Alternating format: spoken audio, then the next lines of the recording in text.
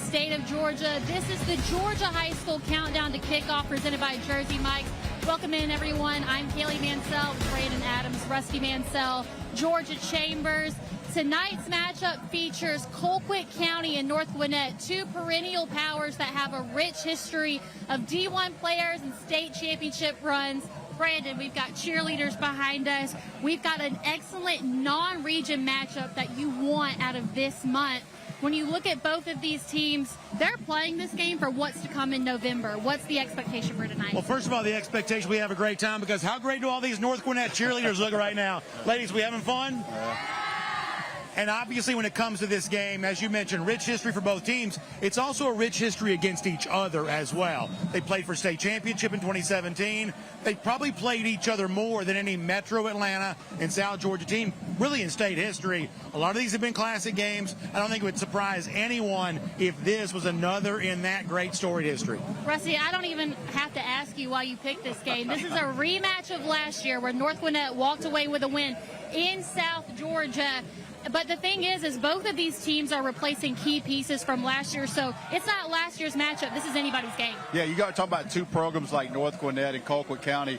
Deep. You got young kids. It's their opportunity. It's the next guy up mentality. If you're going to start for a program like this, you're going to have to fight for a position. So just because they're not household names yet doesn't mean there's not going to be a lot of good players out there tonight. In Georgia, you had the chance to talk to both head coaches this week. What were your key takeaways from those conversations? Starting with North Gwinnett's head coach Eric Godfrey, when you look at both of these teams, they've only played one game so far this season. And with North Gwinnett, they played in the Corky Cal Dave Hunter Classic, so a big stage to start off the season. And even though they fell to Douglas County, they learned a lot, and coach was saying that they want to really see how they can expose what they need to work on early this season to get ready for region play. And head coach Sean Calhoun also said that too with his Colquitt County team. When you look at it, he asked who scheduled these games, and he said, you know what, I did. And there's a reason as to why, is because both teams are looking to have that competitive edge going into region play. And with Colquitt County, they are 1-0 heading into this week. They played a really tough Benedictine team. He said this team's already been battle tested, and we're going to see a battle here tonight. Brandon, I think Georgia brings up a really good point. Both of these teams have only played one game so far. The only difference is that Colquitt's was canceled due to weather. North Gwinnett had a bye week. They've had 2 weeks to prepare for this opponent. But is there any advantage in that, or is it still too early in the season with just limited tape? Well, in addition to the preparation part of it, it's also a situation where, hey, for Colquitt County, it's star running back Jay Lamar banged up after week 1 against Benedictine. The extra week, a game that was supposed to be played, gave him more time to get healthy. We believe he's much healthier tonight than he would have been last Friday. And a similar situation as it relates to North Gwinnett. They played a tough physical game. We all saw it. Mercedes-Benz Stadium against Douglas County. There were some nicks and bruises that came out of that game. You would presume that North Gwinnett's now much healthier 2 weeks later. So as far as the preparation part of this goes, I think that's up for grabs. But in terms of the health situation, I think both teams are now far healthier than they would have been with an extra Friday to get ready for this game. All right, let's do Rusty's recruits. I want 2 players from each team, the star of each one and an underrated guy to look out for. Well, obviously, I think it starts with a pair of Georgia commits. You look at North Gwinnett, and I'll talk about offensive lineman Zach Lewis, a young man that committed to Georgia on June the 9th. Not taking another visit. He told Jeremy Johnson this week at Dogs HQ, I'm done. Quit calling me. I'm committed. I'm going to Georgia, which a lot of fans appreciate that nowadays. I don't know if he's kind of under the radar, but I think it's going to be more of an introduction. Eric Godfrey's son is Jake Godfrey. He's a 2027 linebacker. He's 5'11". He's 220 pounds. He's got 30 offers. He's got offers from Tennessee, Ohio State, LSU, all over the country. He's going to be a name to know tonight, kind of his national appearance. Go the other side. Look at Colquitt County. It's going to start with a Georgia running back commit. Obviously, that brings extra attention when you use the words Georgia running back commit, Jay Lamar, and that's a guy that's going to have a lot of attention tonight. He wears number 1 for a reason. The next guy I want to say is under the radar is a sophomore quarterback, Cohen Lawson. He had a great opening game, 205 yards against Benedictine High School. This will be his first game on Big Boy TV tonight, so we'll see this sophomore quarterback who leads the Packers. So, Georgia, despite these teams being almost 4 hours away, there's a rich history between the two. They've played 8 times, and both of them kind of have a leg up on each other because North Gwinnett beat Colquitt in the state championship in 2017, but Colquitt holds the overall record in this matchup. matchups. We know that both teams are coming in tonight motivated. Well, and you know what they say, iron sharpens iron. Oh, yeah. When you have these tough non-region matchups, it gets them ready for down the road when they have those big region games. So, again, can't testament enough to what both coaches said. The reason why they play games like this is for down the road, they'll be ready for big matchups as such. So, really looking for both teams to showcase what they're able to do tonight and what we can see down the road A as good well. thing, too, for Colquitt County, they got on a bus and learned how to go up north. They're going to, at some point in the playoffs, Right. you're going to have to make that travel. So that's a good early routine for these guys. And don't think these coaches aren't thinking for down the road about things like that. And I feel like both teams have had a lot thrown their way so far this season. Not only do you have weather and delays, bye weeks, 4-hour bus rides, they've had a lot. They're going to be battle tested and they're going to be ready here tonight. So, Brandon, you were on the call for North Gwinnett's loss to Douglas County in the Corky Kell Dave Hunter Classic, where they really struggled to move the ball forward. What do they have to do to bounce back in this game? Listen, I think the thing about North Gwinnett had its chances against Douglas County, though. Neither team scored in the second half. North Gwinnett was almost one play away a couple of times for putting the drive together that would have given them a chance to pull what I believe would have been a little bit of an upset against Douglas County Mercedes-Benz Stadium. More big catches, holding on to the football, moving the chains. It could be a very different North Gwinnett team we see here tonight. Rusty, last thing here. Now this game holds a different meaning because the reigning 6A state champion, Grayson, looked like they could potentially go back-to-back. Their quarterback, UNC commit Travis Burgess, out for the season with a leg injury. So now you look at these two teams and think they got a chance in November. Well, anything's wide open in the state of Georgia, but certainly we know our thoughts, prayers with Travis Burgess as he's not going to play another game down in high school football in Georgia, but it does open up the bracket a little more, and it makes it much more interesting. These two teams have state championship goals, no doubt, with Travis Burgess or not, but that injury is definitely going to make some people have a better opportunity, no doubt about it. Georgia, we've talked a lot about identities and identities forming. For both of these teams, have they established that yet, or can they do that tonight? Kaylee, I'm not sure I can say they've established that with only having one game under their belt so far this season. So both head coaches for North Gwinnett and Colquitt County are going to come in tonight looking to form more of that identity because region plays right down the road. So there's not much time left. And we'll look for it tonight. We'll follow it up in our post-game show. For now, guys, we've got a special guest picker coming up right after the break. So stay right where you're at.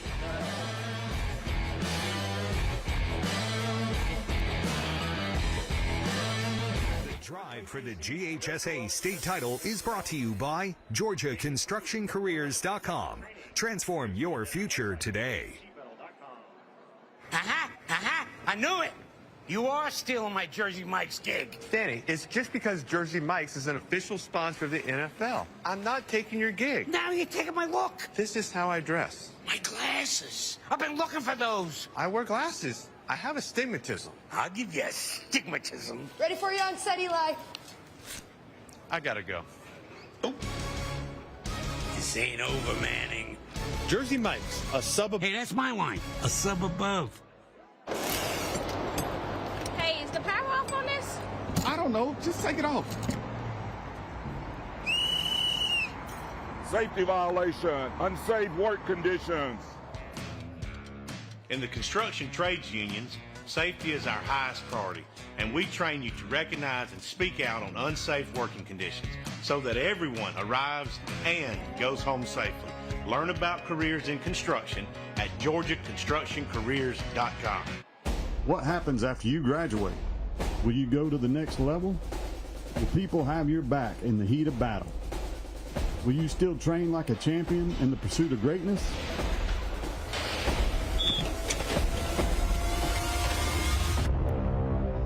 You will when you become an IBEW electrical worker. Join our team. Visit IBEW613.org. As an official sponsor of the NFL, Jersey Mike's wants you, Eli Manning, to be our new spokesperson. I'm in. I love Jersey Mike's.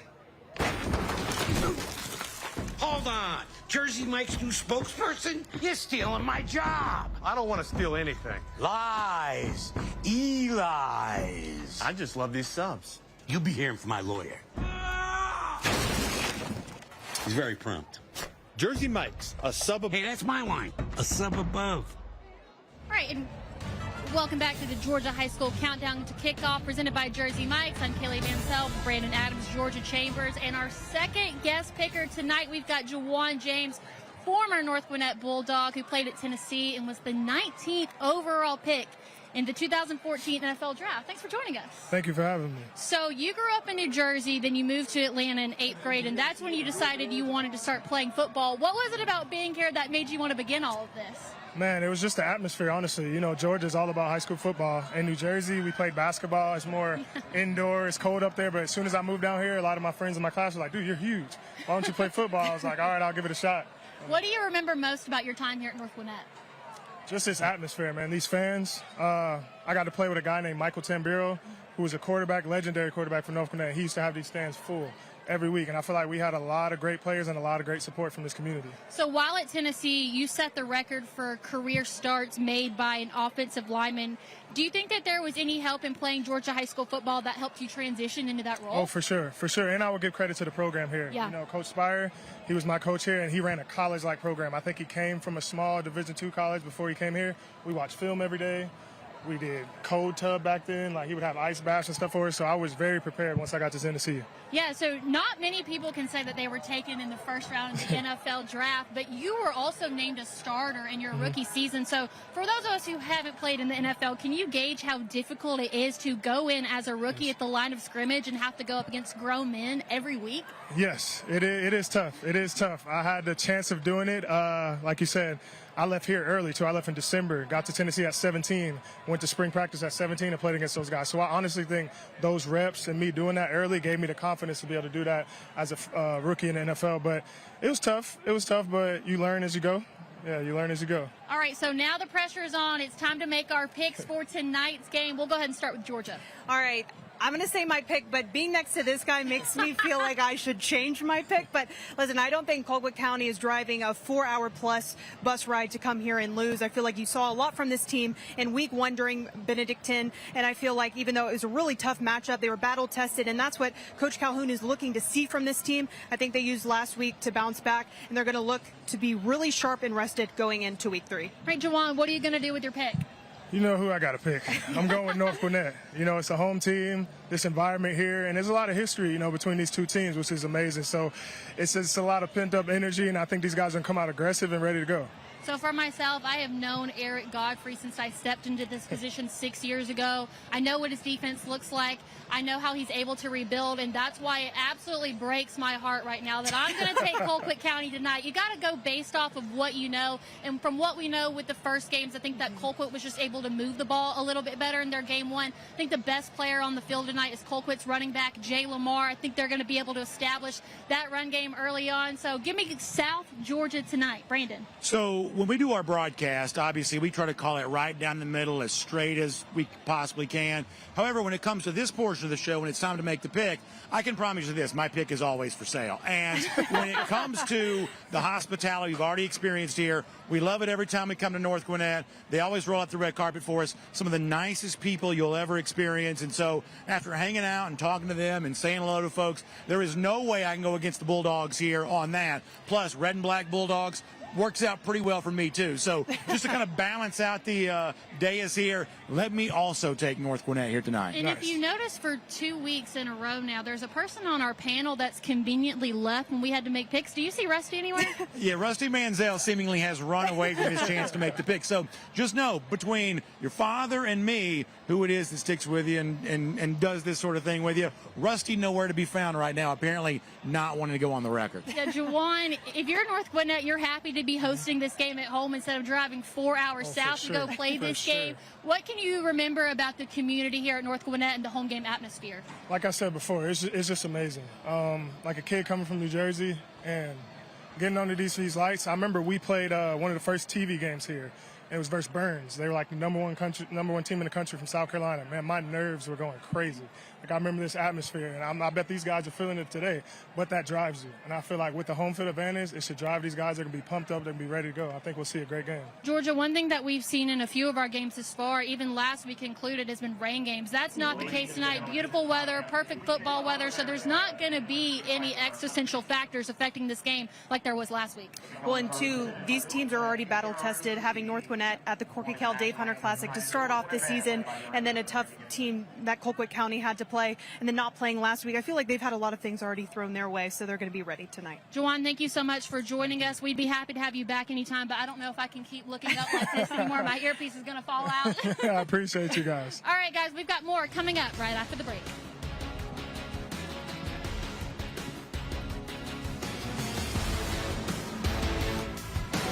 Hello, I'm Veronica. My name is Darvin. I'm Courtney. I'm Jackie. And we switched to Consumer Cellular. My previous provider was terrible. Surprise, we've changed your rate. We wouldn't get to talk to a person. And then all of a sudden it disconnects. Now with Consumer Cellular, no problems. Better customer service. They tell me exactly what I'm paying and why I'm paying for it. It's within $1 of being half of my old bill. With Verizon, I was paying about $150 a month. With Consumer Cellular, I'm paying about half that. Okay, this is doable. This is affordable. I'm getting the exact same coverage for half the price. That's a beautiful thing. Done deal. I got to keep my phone.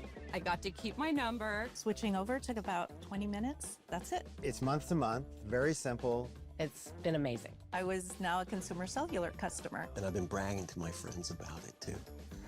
Call 1-800-971-2718 to switch and save up to half with Consumer Cellular. Plus, new customers can save $25 when they switch today.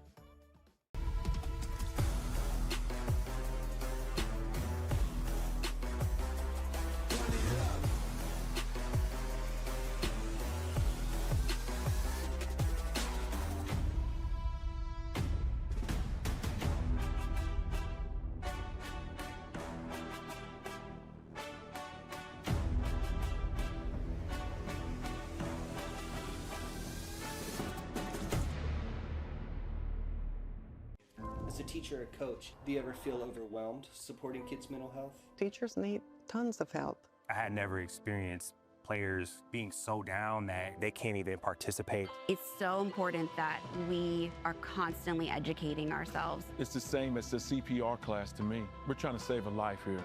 The Kids Mental Health Foundation has free tools and information developed by experts. Scan the QR code or check out kidsmentalhealthfoundation.org to get started. You know, an author once said, before you have a dog, you can't quite imagine what living with one might be like. And afterwards, you can't imagine living any other way.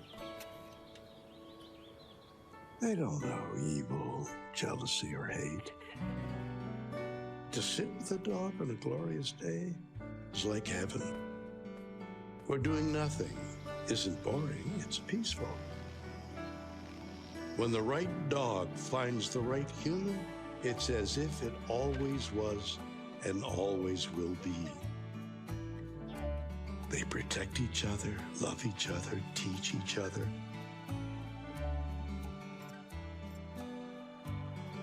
More importantly, they never let the other down.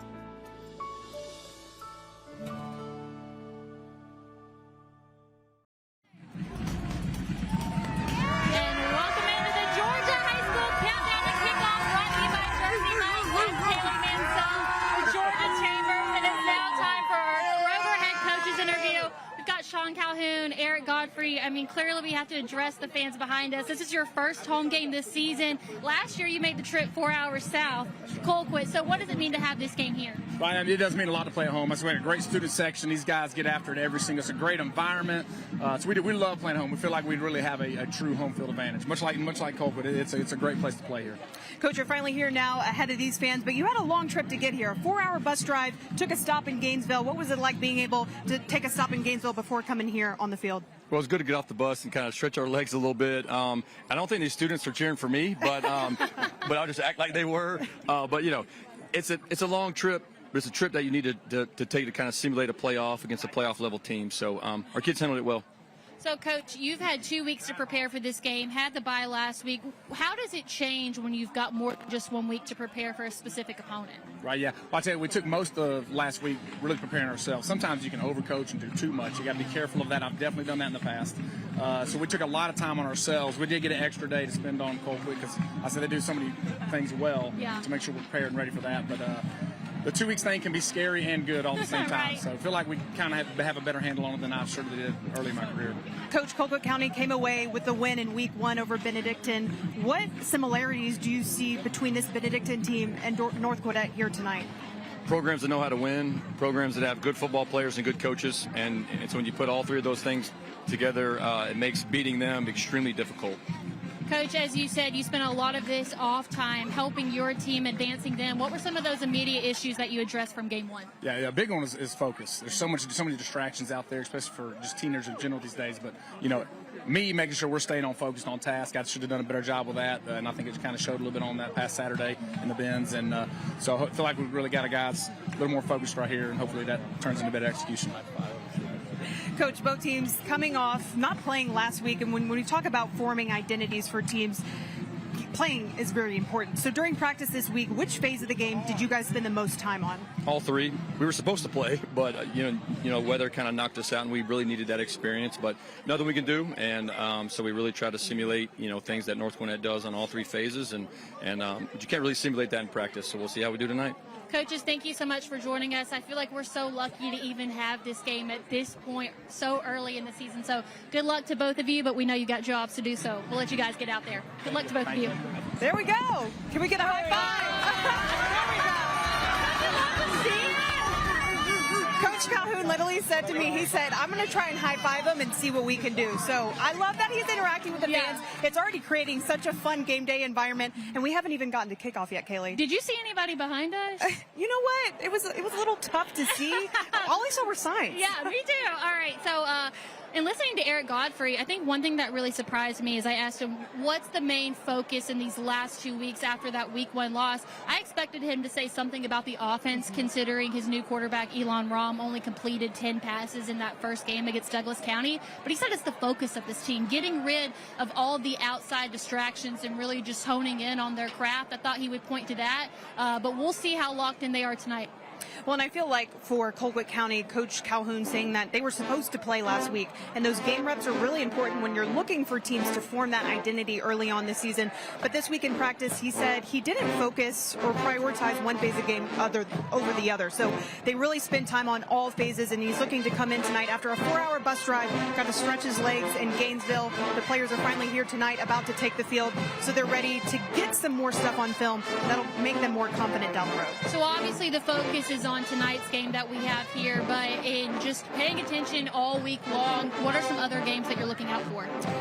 I'm going to keep my eye on Grayson because, as you talked about earlier, unfortunately, quarterback Travis Burgess had a season-ending injury. So it's really going to be interesting to see how this Grayson team bounces back from that injury and how they're able to rally around a new quarterback. I think for me, and maybe it's just because I covered Georgia football most of the time, but I'm really watching for that Carrollton-Rome game. These are two teams that have played each other a lot over the last decade. It's going to be foreshadowing the future, too, because Carrollton has two players that are committed to the University of Georgia, wide receiver Ryan Mosley and offensive lineman Zakai Helton. And then on the other side of the field for Rome, you've got two wide receivers that are going to Georgia Tech. So that's only the start to a very long career going head-to-head for both of those guys. Another matchup I'm looking forward to seeing is this Prince Avenue Blessed Trinity matchup. Yes. Prince Avenue Christian has gotten off to a great start to the season, and even though they're going up against a very deep Blessed Trinity team, I think that's going to be a great matchup tonight. Yeah, and last week's matchup, really low scoring, really strong defensive game. I don't think that's going to be the case here tonight. We're going to see some quick starts, aggressive moves early on from these coaches. So whatever you remember about last week's game, forget it. This is going to look like a whole different ball game out here. Well, and I think that's the important thing, too, is week to week, it's going to change. Yeah. And you're going to see these teams battle-tested, and they're really looking to grow because we've talked about it all week long. A lot of teams don't know what their identity is going to be yet, but you're hoping, especially after week 3, even though they only have one game under their belt, both North Gwinnett and Colquitt County, you're going to look to see a lot of growth here tonight. So with that, we've got kickoff coming up soon, which means it's time to give up the mics and hand it to Brandon and Rusty. Live from Atlanta News First, this is the GeorgiaConstructionCareers.com drive for the GHSA state title. Friday nights mean high school football in Georgia, and tonight we come to you from the campus of North Gwinnett High School here in Swanee, Georgia, as the North Gwinnett Bulldogs at 0-1 get ready to host the Colquitt County Packers at 1-0. What a beautiful night for football. So happy to have you with us on Atlanta News First, Channel 46. Brandon Adams, Rusty Mansell, for one of the storied rivalries, you can call it that, because of the previous meetings between these two teams, between North Gwinnett and Collins Hill, a game won last year by North Gwinnett. Obviously tonight, Collins Hill, Colquitt County wants to do something about that, and one of the lead guys that's going to help make that happen is a name that you talked about with Kaylee Mansell a moment ago, the Georgia committed running back, Jay Lamar. How exciting is it to be able to showcase his talents for our television audience here tonight?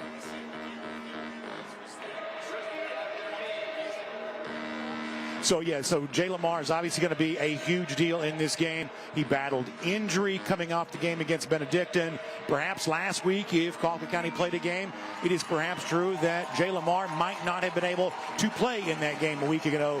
We do believe, as it's been told to us by people close to this Colquitt County program, he is good to go here tonight. Now, on the flip side for North Gwinnett, another name that Rusty Mansell talked about a little earlier, it's the junior linebacker, Jay Godfrey. You'll recognize that last name. That's the son of North Gwinnett coach Eric Godfrey, and yet Jake making a name for himself in his own right as he becomes essentially an all-state level linebacker and a major college prospect. Oh yeah, by the way, in the game we televised for you in the Corky Dave Hunter Classic, he also scored a touchdown in the offensive role as well, kind of as a wildcat quarterback. We'll see him play some tight end tonight too. He's a guy that's literally going to be all over the field for North Gwinnett. A little bit banged up in his own right, but as we move throughout the football season, that'll be true for really both teams, all players. They'll be showcasing you throughout the season here. We expect this to be an outstanding football game. North Gwinnett and Colquitt County, they played for state championship back in 2017. It was a North Gwinnett win a year ago. And as we bring Rusty Mansell back in on all this, first of all, how about Jay Lamar here, and what fans, whether they be Georgia fans looking at one of their commits or just fans of the sport getting a chance to see his talent, how much fun is it going to be to put that on display? Well, when you see a national recruit, and that's what he is, and doesn't mean he's the only one in this game, but he's got a lot of national attention. When you get down to Miami, Clemson, and Georgia, people become very familiar with him. It was a big battle. Georgia wanted the last visit with him. They got it and was able to secure his commitment. So tonight will be his kind of national showcase for Colquitt County. We'll talk more about some of the other players in the game. Let's also take some time here to check out our Georgia Army National Guard coin toss. You see North Gwinnett red jerseys here at home, white helmets, white breeches, if you want to call them that. Colquitt County with their famous Packer logo on the side. And the coin toss is ongoing there. You see the North Gwinnett student section, they're decked out in their night, Hunter. Man. There's not a piece of camo in Northeast Georgia right now, I promise you. It's all taken. You see the coin going down. The toss has been made. It appears that Colquitt County has won the toss, and it appears they deferred, I believe. So that appears to be the situation here. Colquitt County and North Gwinnett getting ready to do battle. South Georgia traveling up to the metro Atlanta area. It is actually Colquitt County that will receive the opening kickoff. And now the captains for both these teams will take their time to shake hands, and you love to see that sportsmanship. And we can't wait to show you the opening kickoff here. So here's what we're going to do. We've got one more commercial timeout. And then after that, our drive for the GHSA state title commences here. Glad to have you with us. Colquitt County against North Gwinnett. It's going to be a good one, so make sure you stay with us.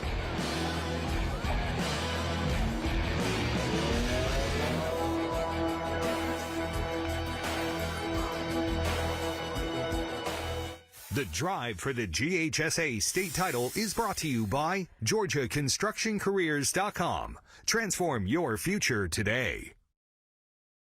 As an official sponsor of the NFL, Jersey Mike's wants you, Eli Manning, to be our new spokesperson. I'm in. I love Jersey Mike's.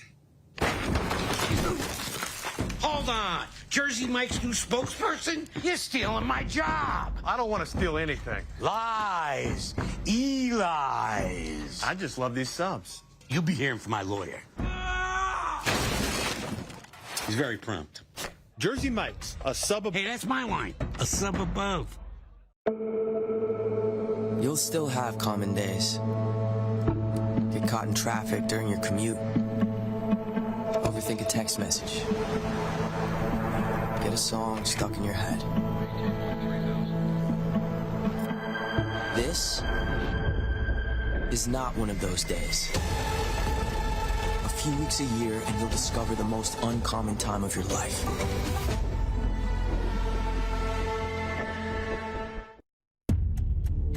Vision. Commitment. When those become partnership, powerful things begin to happen. The path becomes clear. The work becomes reality. And your achievement becomes a legacy. You deserve a partner that will take you there. You deserve Sportster. Aha! I knew it! You are stealing my Jersey Mike's gig. Danny, it's just because Jersey Mike's is an official sponsor of the NFL. I'm not taking your gig. Now you're taking my look. This is how I dress. My glasses. I've been looking for those. I wear glasses. I have astigmatism. I'll give you astigmatism. Ready for you on set, Eli. I gotta go. Oh. This ain't over, Manning. Jersey Mike's, a sub above. Hey, that's my line. A sub above. I'm Matt Higdon with the Teamsters Local 728, and we're fired up to bring you the first quarter of tonight's game. For 75 years, we've been standing strong for Georgia's hardworking men and women. Now we're standing strong with you, the fans. Let's bring the noise and excitement and get ready for a great game of football in Georgia. Thank you so much to our friends at the Teamsters for being a part of this. And, of course, welcome back to our drive for the GHSA state title. As North Gwinnett, you see them taking the field right there. Gets ready to take on the Colquitt County Packers. And the Packers heading up here from Moultrie, Georgia. They are on the field now, too. We'll also check our pregame weather. And I'll tell you, I'm no meteorologist, but this is gorgeous conditions right now. And a wonderful camera shot of a sunset here in North Gwinnett County. Temperature, we're going to call it 80 degrees. There is a very nice, easy breeze. It is clear skies. I don't know that we get weather this nice for college football tomorrow, but we have it for high school football here tonight. Hope we don't pay for this in October with a breezy 90 degrees, but it is a beautiful night. Perfect night for high school football. 2 6A top 10 team. The only top 10 matchup in the state of Georgia in 6A right now happening right here with this kickoff. Liam Huey will kick it away, and we are underway. Jay Lamar getting a chance to return on the first play of the game here. Actually, that's not Lamar. Let me correct myself. That's Rashid Fuller getting a chance to have that kick return. But nonetheless, we'll get our look at Lamar as Colquitt County gets ready to go on offense. And it's sophomore quarterback Cohen Lawson. Of course, this brought to you by R.S. Andrews. Lawson also started last year as a freshman. Lamar, we've told you about. This is also a team that's deeper at receiver this year than it was a year ago. A lot of experience back off that 2024 roster. And one of the biggest offensive lines in Colquitt County history. Keep your eye on the left tackle, Caden Calhoun. That's a new starter, but he's 6'4", 265 pounds. Joining Jamal Jackson as the bookend there at the tackle spot. Encroachment, defense. Yeah, that shift early on there cost North Gwinnett 5 yards. You see Greg Hogel's our referee. Of course, this is brought to you by the Army ROTC. Brian Bowner, Michael Hirsch, John Key, Anthony Copeland round out our officiating crew as North Gwinnett is going to be penalized to begin the game. That makes it 1st and 5 now coming up for Colquitt County. A thrilling winner in week 1 against Benedictine. We'll talk throughout the night about how that goes down. It's a direct snap to Lamar. Lamar shakes free of the tackler. Looks to have picked up about 5 yards and another Colquitt County first down. For North Gwinnett on defense, also brought to you by R.S. Andrews. Godfrey's the guy who'll get a lot of attention. North Gwinnett's typically very good at linebacker. This is also quickly becoming a good defensive front. Connor Coxwell had a great game for North Gwinnett in the loss to Douglas County. Also keep your eye on the former Falcon son, Chauncey Davis, one of the starting cornerbacks in the secondary. That is a change of pace handoff. Godfrey on the tackle. Similar to knee brace. Got banged up in that Douglas County game in Colquitt. You know, he's not 100%, but he's gutting it out right now. Talk to Coach Godfrey. They're going to be at Florida State tomorrow on a visit.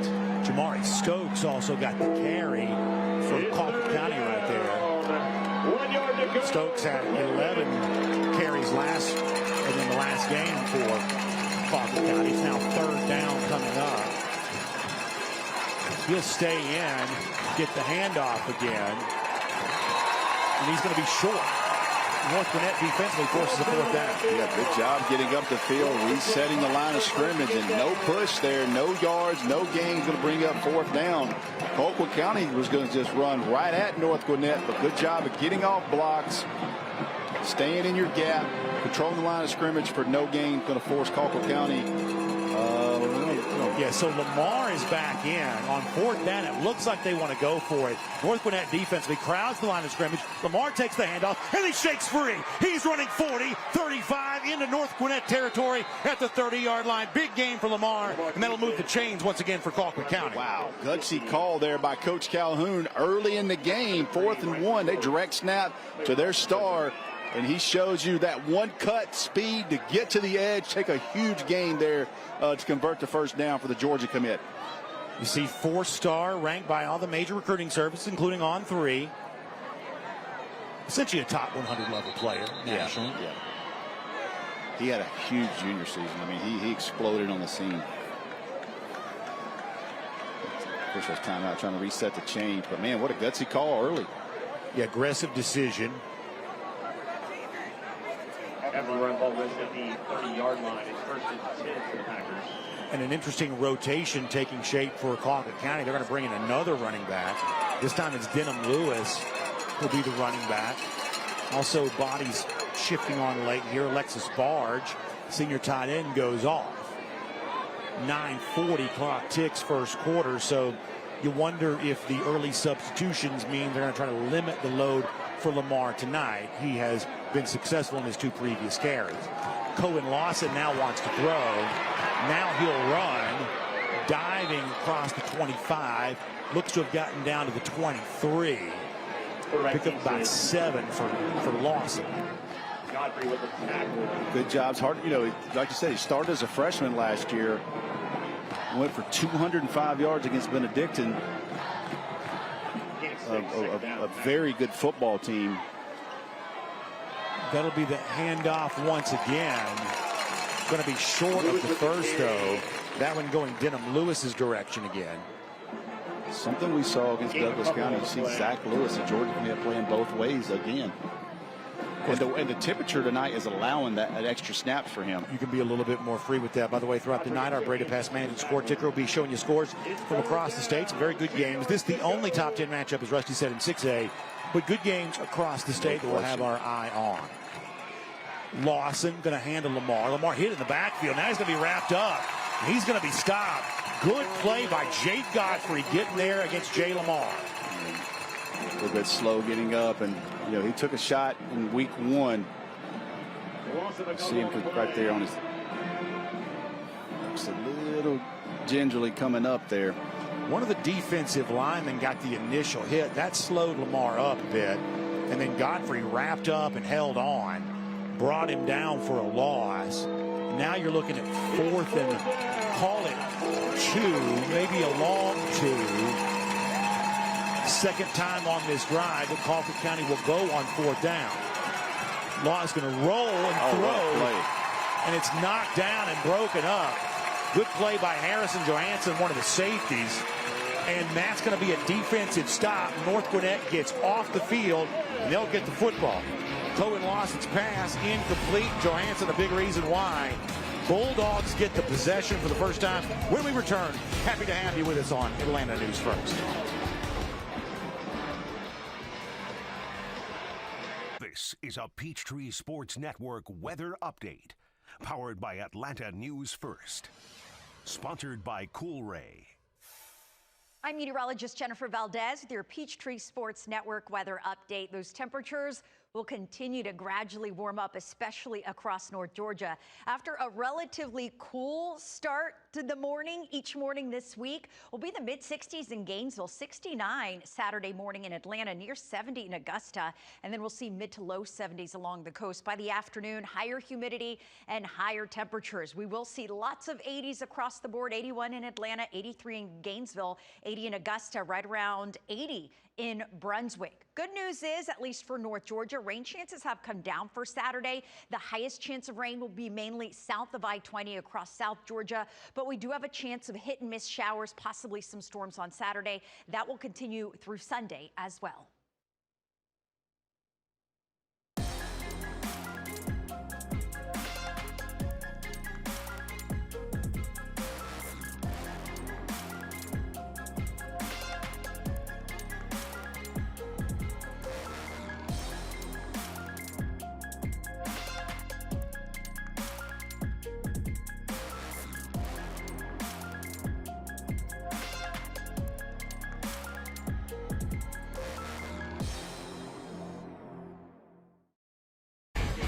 Welcome back, everybody. Brandon Adams, Rusty Manziel, high atop the stadium here at North Gwinnett. Kaylee Manziel, Georgia Chambers manning our host position tonight.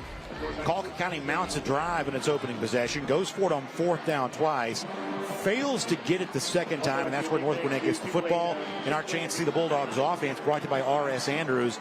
Elam Rahman is the starting quarterback. He will not, though, be the only quarterback to play tonight. Khalil Mazzone, good running back. Keep your eye on Max Patterson, the tight end. That's an important player in this offense. Rahman throwing on 1st down. It's a completion, but very little Colquitt County defense flies to that football. Yeah, try to throw the little bubble screen out here and run into the football. Nothing's going to surprise me as far as having speed on the defensive side for Colquitt County. That's a staple of this program. Yeah, this Colquitt County defense, you see the starters there. They line up in what they call a 3-3-5. It functions more like a 3-5-3. They'll have linebackers spread all over the defense, and you saw that essentially by the way they list their starters. That is a pass again and flying. Man. How about Rashid Fuller? Ooh. I mean, he had a nose for the football. This is an aggressive Colquitt County defense early. He almost jumps this route. A quick pass. He almost, the wide receiver got just an ounce of him, or he might have taken that to the house. Good job reading it. Yeah, Evan Hawkins was the intended target. He ended up almost becoming like a defensive back in there. So very quickly, 3rd down. As we told you during the Corky Kell Dave Hunter Classic, and we'll explain more of this throughout the night, this is a North Gwinnett team that has to replace a lot this season on offense. That's a pass completed short of the 1st down and wrapped up right away. Pass caught by Braylon Jackson. Nyshawn Osby had the tackle. Good job going up and getting that ball. It's going to be close. It's going to be 4th and probably less than a yard. Flips his hips, delivers that ball, goes up and gets it. And there's a close one there. See what they do here, 4th and... Offense is on the field right now. Rahman calling for the snap. Did they get the movement? No call. They thought they were going to get it. There was movement from the defense. Apparently did not jump across the line. And now Rahman's going to look back across and survey the situation.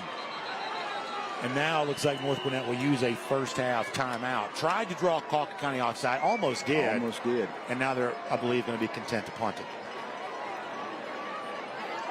Timeout, Dolphins. While we have some time, let's take a look at some of the storied history involving both these teams. Starting with North Gwinnett, obviously Eric Godfrey going into his 3rd season here, successful coach at Parkview before coming here to North Gwinnett. Of course, North Gwinnett won 2017 state championship over Colquitt County. And how about a year last year for the Bulldogs, which they win 12 games, advancing in the playoffs. Very impressive job in year 2 for Eric Godfrey. North Gwinnett a year ago.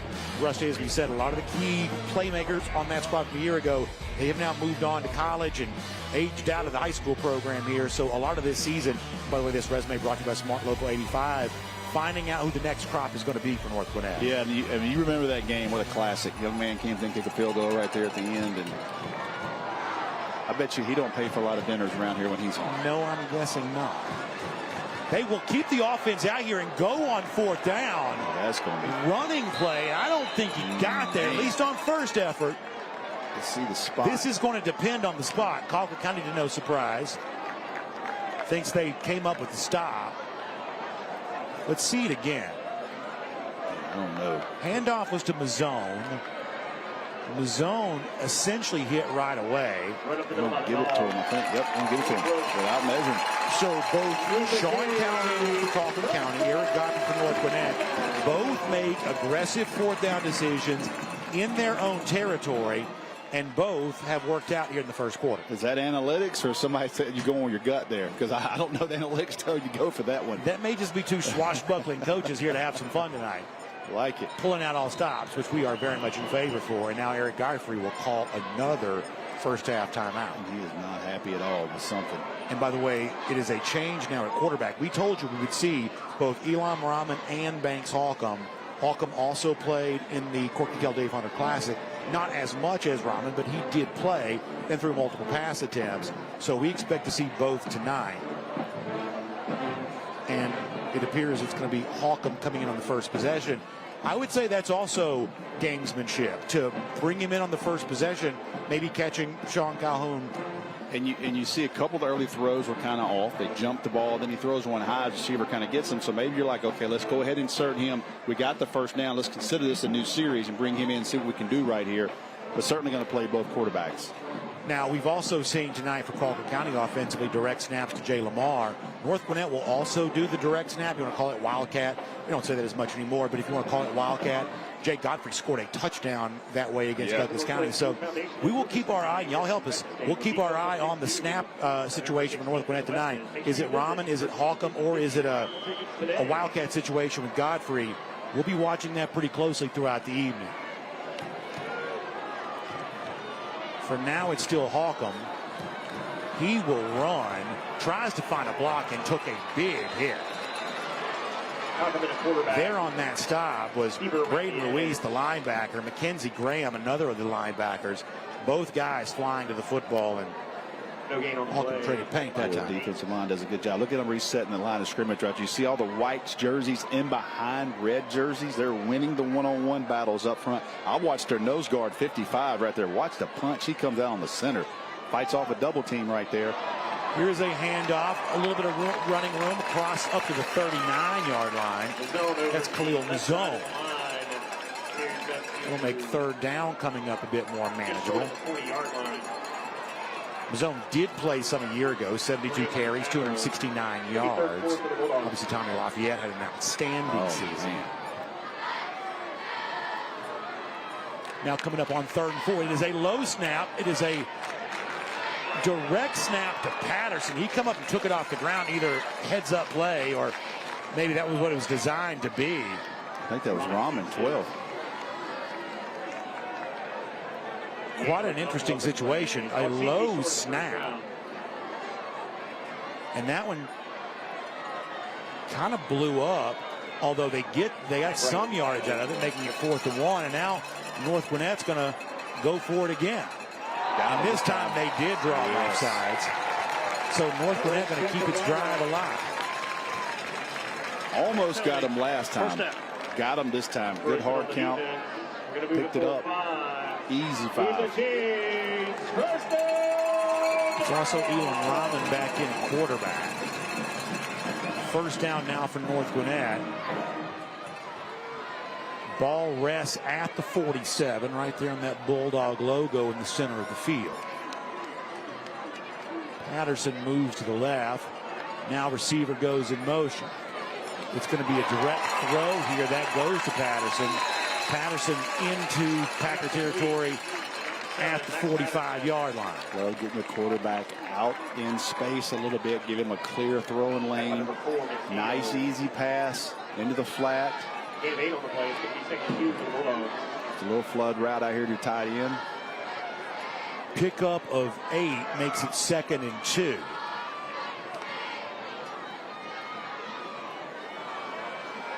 Rahman looks over the sideline once again. Great look at him in the center of your screen. Going to hand off.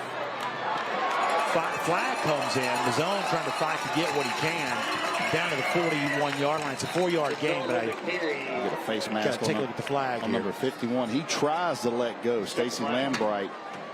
He realized he's got a hold of it. He lets go. You see him there, just upset himself.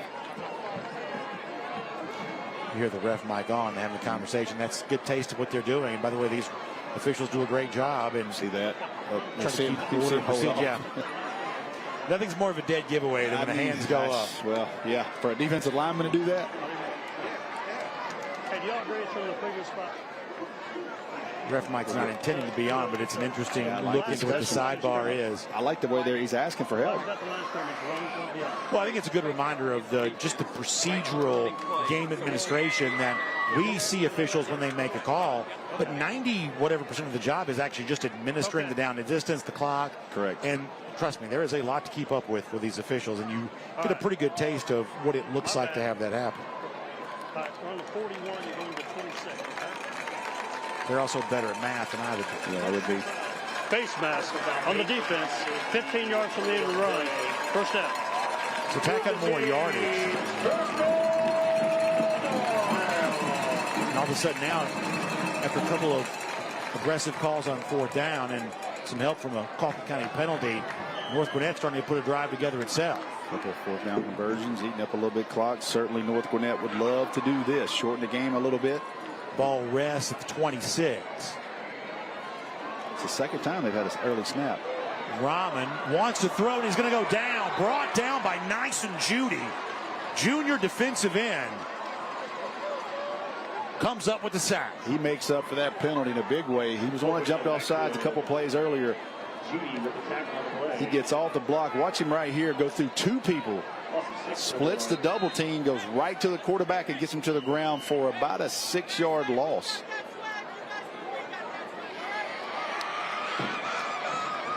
Now it looks like we're going to have the 3rd timeout called on this possession. I believe this one by Colquitt County. That'll give us a chance to take a timeout too. Good game brewing, but still no score. Happy to have you with us on a Friday night.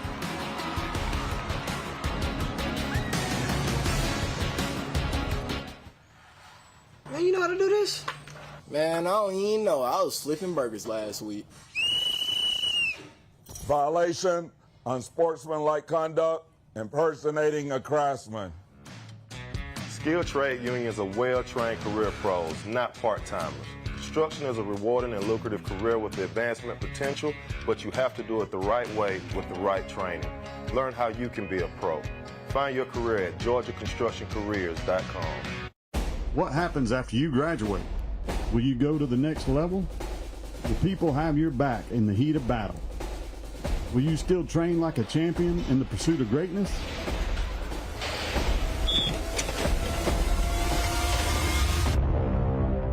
You will when you become an IBEW electrical worker. Join our team. Visit IBEW613.org. What sets us apart? At the Gwinnett County Sheriff's Office, we are guided by the mission to serve and protect through dedication, professionalism, active cooperation with the community, and respect for human dignity. Our core values, integrity, service, respect, and progress, are at the heart of everything we do. If you are ready to make a difference, join our law enforcement family. Start your career today with the Gwinnett County Sheriff's Office by applying at GoGCSO.com. Your future awaits. Nobody wants to hear the word roaches, because who wants to admit they have roaches? I actually found some weird roaches. I didn't know what they were. I decided to choose Grade Up. I reached out to them. They check in routinely. They're explaining what they're doing. So there's a lot of clarity in the process as well. I think that just speaks to the level of safety that I feel with the organization. The facts are, roaches are everywhere in our environment. So what are you doing to keep them out of your home? Breda, no need to be afraid of bugs. The GeorgiaConstructionCareers.com drive for the GHSA state title is sponsored by Score Atlanta. Check out our brand new website at ScoreATL.com. Georgia high school sports have never looked better. The International Brotherhood of Electrical Workers Local 613. Electrify your career. Sports Turf. We pursue perfection because it's your legacy. And by Kroger. Enjoy free delivery, 2 times fuel points, streaming benefits, and more with Boost from Kroger. If it gets more America than a pretty moon hanging over some Friday night lights, high school football, I'd love to see it. I think I see a Georgia flag up there. Gorgeous night here at North Gwinnett as Rahman will throw. As a pass caught. First man misses down to the 30-yard line. Nice shiftiness from a guy they want to get involved in this offense. Evan Hawkins. He's not big, listed just 5'5", 140, but he's probably the quickest player on the team. He made something out of nothing because I thought Coke was about to drop in for a 2-yard loss. He gets back the line of scrimmage and actually picks up 2 yards. Still brings up a 3rd and 14 for Colquitt, for North Gwinnett. Rahman hard count again. Now looks back over to the sideline. He's got 3 receivers. He's going to move Hawkins around. Colquitt County showing you 3 up front defensively. Rahman rolling left. Now will throw.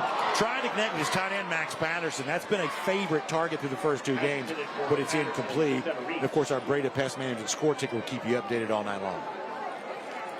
A lot of good games around the state. Love that we have how about this pregame show? I enjoy it. Is that not fun? I enjoy it. It's fun. And Jawan James. He was great. Man. We've had 2 great guest pickers 2 weeks in a row. Talking about looking good. Now that made me feel old covering him here. Well, he told the story when you were off, and we're going to see a field goal try here coming up from Liam Huey. Actually, let's watch the field goal, and I'll tell you the story that Juwan James told. It was a good one. Huey, this is going to be a long one. It's going to be 48 yards for Huey here. We got movement from North Gwinnett, too. And he's going to be short, so they're going to back this thing up 5 yards. This will be a decision here for Eric Godfrey. I mean, they really trust Huey because it was already a long one. Mm-hmm. He was short there. Now they're going to send what I believe is the punt team on. Huey will also handle the punt situation.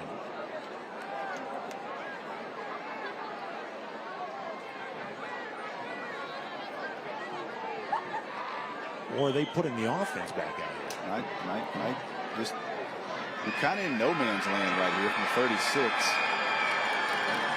So they're going to put Rahman in the offense out here. It's 4th and long, like 4th and 19. Throw one up. But as Rusty said, why not take a risk here? They will. It's a throw. It's a catch. But it's going to be short of the first down. It went to Max Patterson. Patterson got it to the 20. It worked out about as well as a punt, just short of the first down. I like the math on that. You're at the 36. Take a shot. Yeah, absolutely.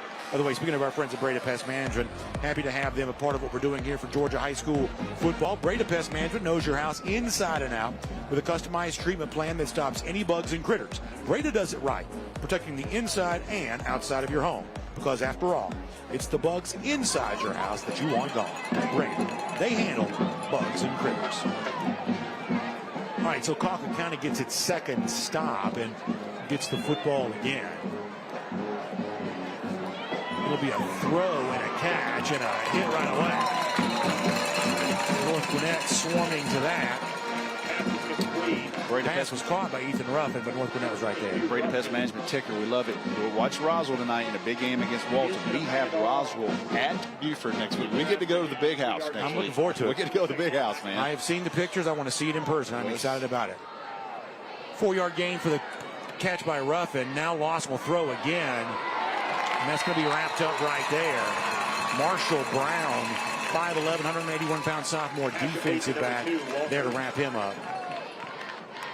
Brandon, we're on week 3 of high school football, and what you're starting to see now is better tackling. These guys have been through this now for a couple of weeks, and start to see some guys get taken to the ground. Let me also correct myself. That was Chauncey Davis who made that tackle. Yes. And yeah, you are seeing a crisper brand of play. I don't think there's any dispute. This is also 2 good and well-coached teams, but we're getting later into the season now, which is a good point. That's a pass complete. And how about that stick?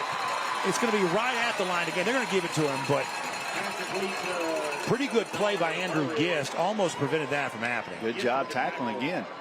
First guy that gets to him, watch him get him to the ground. Put your head across him, drive him to the ground. Picks up the first down, but there's nothing afterwards, and make them go the length of the field. If they're going to dink and dunk like this, make them go the length of the field and see if you can compress it as the field gets shorter. Instead, it's Zion Ulrich coming up to catch, holding onto the football. Good job of that, and it's a Colquitt County first down. That's a handoff. Another back touches the ball. This time it's Amir Knighton, wide receiver by position, getting a chance to get the carry. So for now, as the first quarter comes to a close, safe to say that the action for Jay Lamar, the Georgia running back commit, is at least a little bit limited. We'll see if that continues. Obviously, second quarter coming up. Feeling each other out right now. Early stages of what feels like a prize fight. North Gwinnett and Colquitt County. Quick timeout. Second quarter comes up right after this.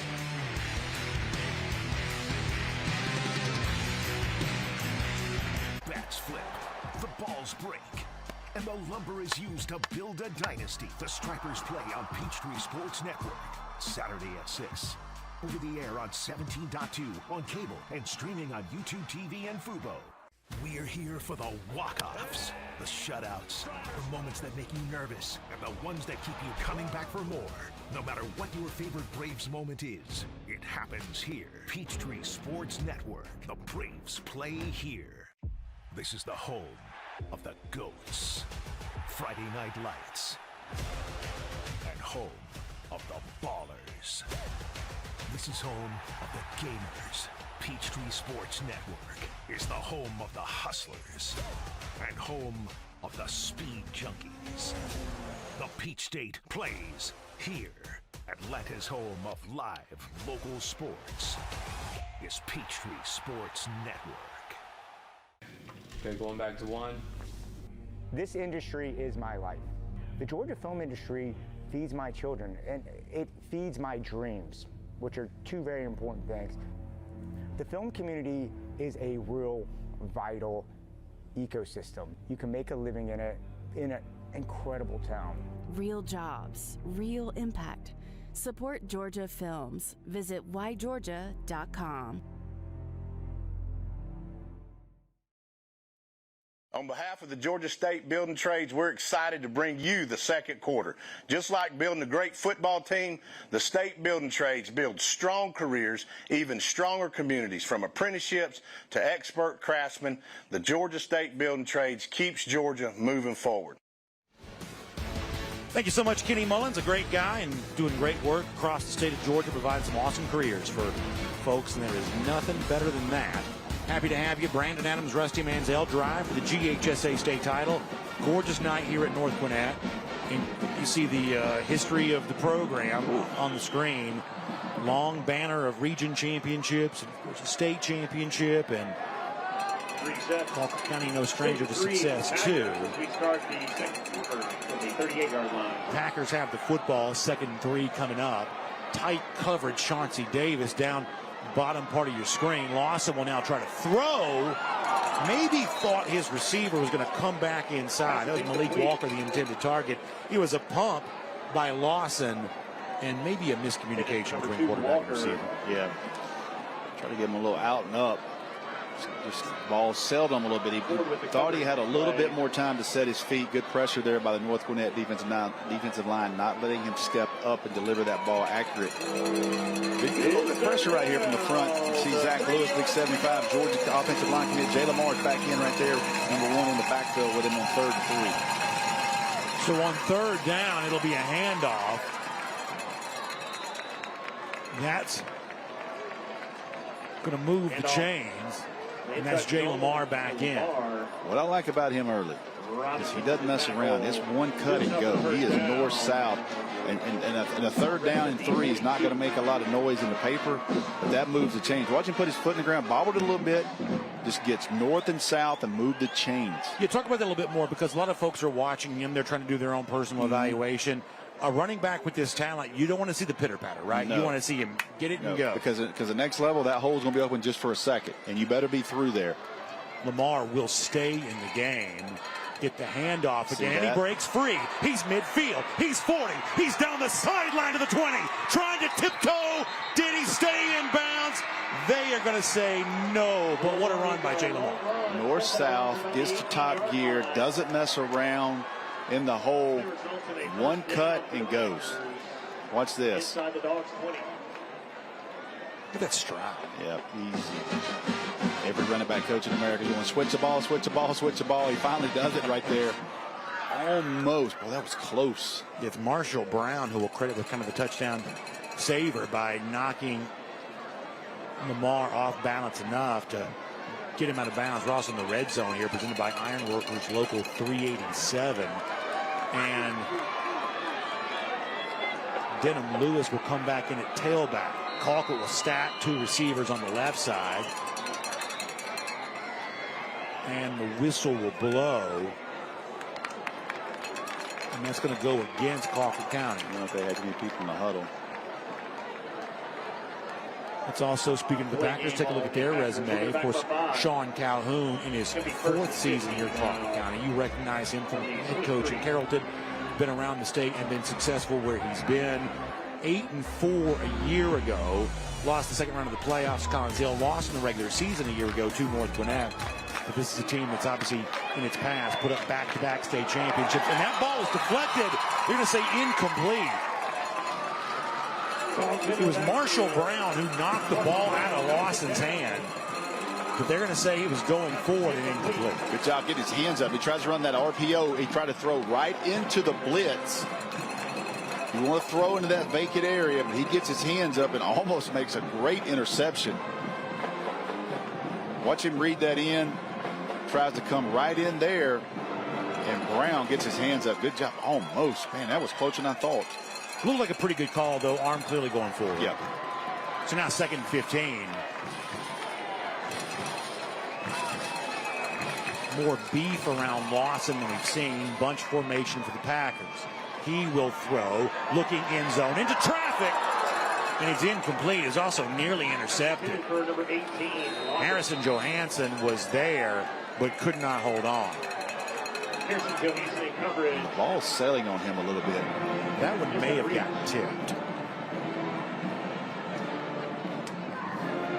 Sean Calhoun saying of his quarterback that he probably grew up 2 weeks ago against Benedictine more than maybe any point in time. Started as a freshman.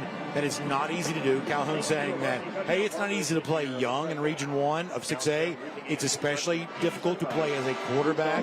So you're in the learning process with Cohen Lawson right now. But clearly, this is a quarterback who has a bright future, given the fact that he's played so much early in his career. By the way, our friends at Breda Pest Management. If critters are creeping into your attic, better call Breda to get a highly trained expert to kick those critters out. Under the Breda Wildlife Guarantee, if any critters return, you're covered at no additional cost. Breda, they handle bugs and critters. The numbers, we're talking about Lawson last week, 10 of 19, 142 yards, a touchdown and an interception. But for the most part, Sean Calhoun, I think, thought that Lawson really did his job 2 weeks ago in what was a thrilling win against a Benedictine team. That was a great crowd. Yeah, great crowd. Obviously, Benedictine's got major college prospects, state championship heritage. You talk to people from Moultrie, that was a very big deal. What do you call that? The hog pen? You call it the hog pen? The hog pen. Oh, man, lock the gates on the hog pen. You better believe it. 3rd and 15 now coming up. You see the numbers on the screen. Lawson with time. Now will throw. It's caught. 10, 5. Knocked at the end zone, but he's going to fight his way in for the score. Amir Knighton is there to bring it in, and the Packers get on the board first. 23 yards, Cohen Lawson to Amir Knighton. And that's a 0FG energy drink touchdown. They go trips to the top. He just runs a little drag route underneath. They catch him in a one-on-one missed tackle. He does the rest. Great play call against man-to-man, and he beats his guy and outruns everyone else to the end zone. You see our scoring summary brought to you by Breda Pest Management. Good job by Knighton, who took a big shot right at the end zone at the goal line and still fought his way through. The Josh Scroggins PAT is good. And, of course, that PAT brought to you by Tim Eccles and Fitz Johnson, our public service commissioners, on ballots statewide coming up in November. So both sides have been in the process of filling each other out. But the first big blow is struck by Colquitt County. They get on the board. 10:54 to go, 2nd quarter. We'll be right back.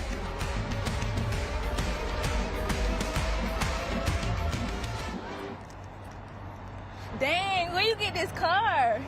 You need to join the union. The union? Absolutely. You can get 10 of these.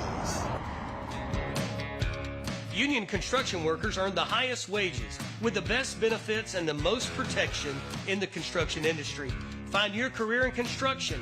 Go to GeorgiaConstructionCareers.com and start your future today.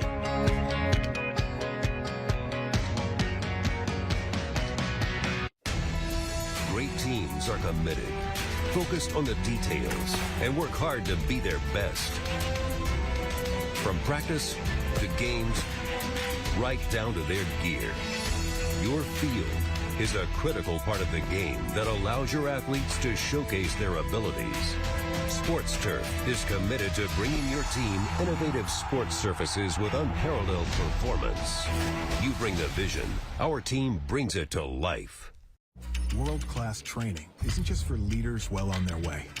It's for the ones just getting their footing. Seasoned pros learn through real-world experience. But so do young cadets. No other career path gives you leadership instruction that's so tested, so successful, so early. Decide to lead as an Army officer.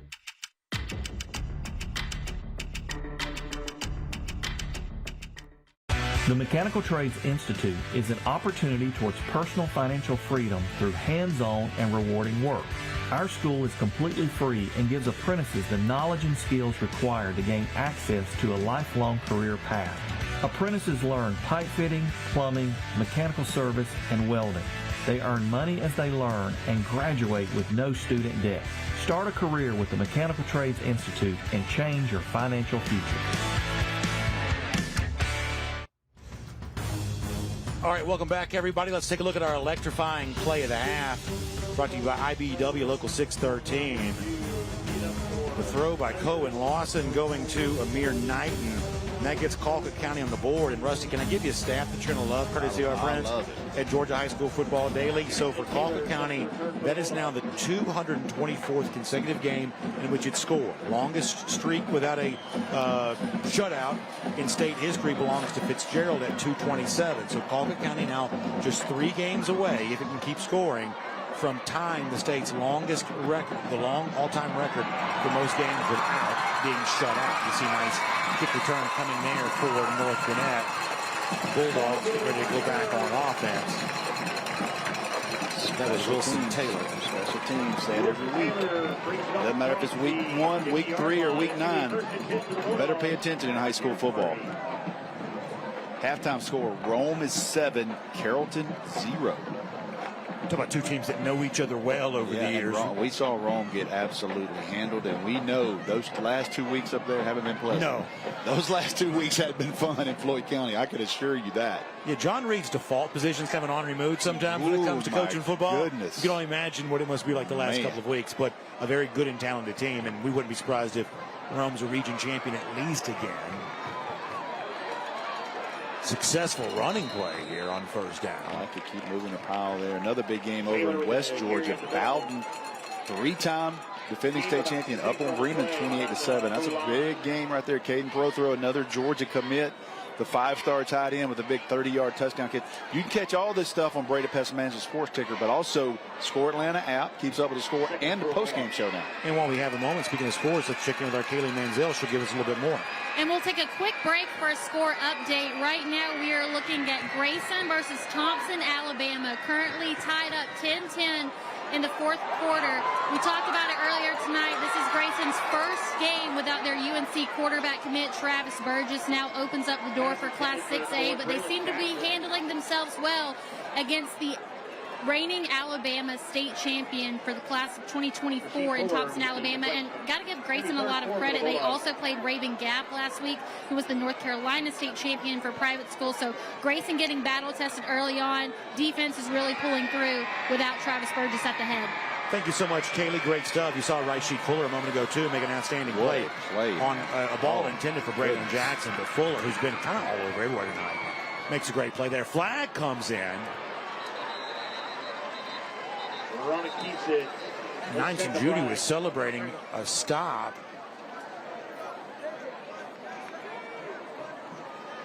What do you got? But we're going to see what the flag is. It was Rahman keeping it himself.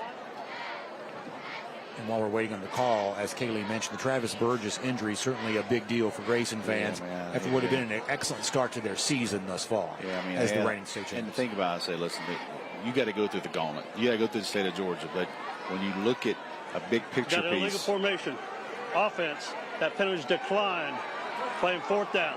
Certainly Grayson was one of those teams that was going to get mentioned for a chance at a national championship with what they had coming back. And, you know, nobody's going to feel sorry for them, and they're not either. They're going to get their pieces of the puzzle to go, but certainly it's hard to replace a player like that. And then you got to go play Thompson, Alabama, who's one of the best teams in the South as well. Oh, yeah. So showing a lot of fight tonight, and being fun to see how Grayson responds to this. I believe Tyler Atkinson is playing now, which will be the first time he's played this year. So Sean Calhoun declines the penalty. That makes it fourth down. That brings up Liam Huey to punt. Fuller is one of the men back deep to return this. He will fair catch it inside the 10, and with a 7-0 lead, Colquitt County prepares to go back on offense. 9:29 to go, second quarter of play. Both these defenses have played really well this far. Yeah, both of them, and that's to be expected. And you know, it's one of those games where who's going to turn the ball over, who can make an explosive play, who can convert a penalty. biggest surprise to me tonight is the weather. It's going to allow everybody to play that many more snaps. So you see Colquitt County. Schedule. Oh, my goodness. When you get into Region 1, obviously, Lowndes, Valdosta, there are a lot of people down south that are going to tell you that Tift County is an improved team this year. A little birdie told me on the street downstairs today, they're going to make that Monroe game up on a Tuesday. How about that? Yeah, so that canceled last week because of weather. They obviously want their game. And one thing that Sean Calhoun said is, for our players, and he'll tell you, he feels like he's got a lot of guys who are under-recruited right now. He says for our players trying to make a name for themselves, they need Huddle highlights. For those that don't know, Huddle is the video service where players can share what they do on Friday nights. He says, my guys want Huddle highlights. We need a 10th game for that. The first thing he walked up to me was say, thank you for putting us on TV. This is a great opportunity for us, and obviously statewide now with Atlanta Nukes first, along with our team to broadcast these games. Lawson from the end zone will throw, fight for the football, and it's incomplete. Broken up well that time by Andrew Gist. This is a good looking DB. Yeah. 6'1", 188-pound senior. The ball floats just a little bit. You want him to kind of drive that ball a little bit. The longer that ball's in the air, a defensive back like that can track it. I like hand fighting. I like it when you know how to put your hand right in there at the right time. Almost Gary Payton style in the old NBA. Yeah. Oh, yeah, the glove, baby. 3rd and 9, backed up way in their own end zone. Lawson now going to get rid of it quick. Is that a catch? He'd be short if he did. They're spotting it. Boy, that's interesting. So the North Gwinnett sideline doesn't like it. You see, the conversation's ongoing. Yeah, guy came in and said incomplete. Yeah, and that's what you want. You want a sidebar. Yep. Playing 4th down. Not only did he come in and change it, he was the guy on the Colquitt sideline that came in and changed it. Let's see right here. Yeah. Oh, yeah. That ball Great touched call. around. Great call. Pretty athletic play by Malik Walker to at least give himself a chance, but the ball touched the ground before it got to him. I love how he said, guys, incomplete, 4th down, and the referee made the call. So and good at job. all levels of sports, I think most fans can, and coaches too, can tolerate the call as long as it comes with some confidence, and that's what that was. It was also a correct call. Walker Lanier coming in to punt. There was at least one issue with punting for Colquitt County in week 1, so this would certainly not be a good time for that to happen. He will stand right on the second L. He dropped the ball, now got it back. Punts it low, takes a Packer bounce, and now it's going to go across the 50-yard line to the 42. So, boy, you're talking about Walker Lanier getting a nice break there. Picked the ball up off the ground after initially bobbling it. Got a low kick away, but it spun and bounced just perfectly and really flipped the field. And, of course, we'll check out the North Gwinnett schedule brought to you by the Georgia Sheet Metal and Air Conditioning Contractors Association. And we talk about Region 1 in South Georgia, what you have to do here in Gwinnett County in a region like the one that North Gwinnett's going to be in. It's very much the same kind of thing, including a homecoming game against Parkview coming up on September the 19th. Of course, Parkview now coached by Adam Clack, a state championship winning coach at Milton. He beat Colquitt County in the state championship when he was head coach at Milton. Just down the road here, Peachtree Ridge, of course, too. Going to throw it deep, fight for the football. And that's going to be a flag, a little handful of jersey on Braylon Jackson. Rashid Fuller's done a little bit of everything, and in that particular case, you can add penalized to the resume. When they don't argue, he knows his ability. Head down. It may have been Alfonso McNeil, too. Yeah, senior defensive back. Look at that. Look at the helmet. I love that Colquitt County awesome. helmet. That's awesome. Man. I love that.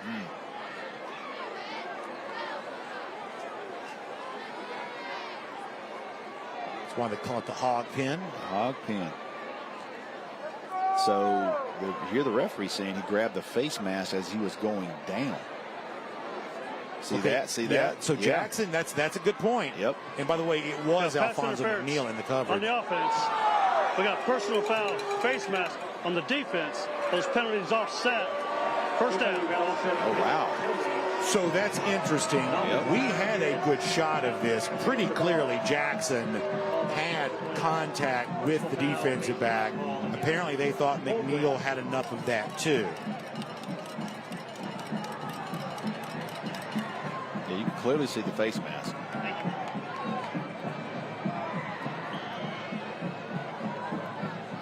We're going to replay the down. So just replay the down and do it all over again. Now 1st and 10.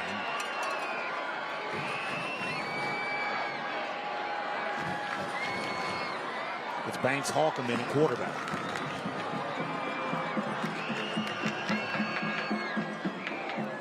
RPO pop pass incomplete. Official kind of got tangled up in that. Surprised we don't see more of that. Who just hit? Hit the official?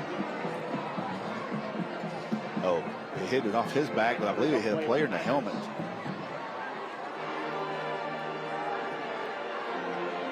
So that'll make it 2nd down. Quads to the bottom. Yeah, 4 receivers right side. It's going to be a pass to Christian Jackson. Jackson tried to make something happen. Instead, he's going to get slammed down by Markever and Graham. Pass complete to Christian Jackson. Colquitt County defensively has got linebackers spread from one sideline to the other. Graham is one of them. No gain on the play. 8 tackles 2 weeks ago against Benedictine. Makes a sharp one there. Makes about 3rd and 8 now coming up. 2nd quarter not the briskest pace right now.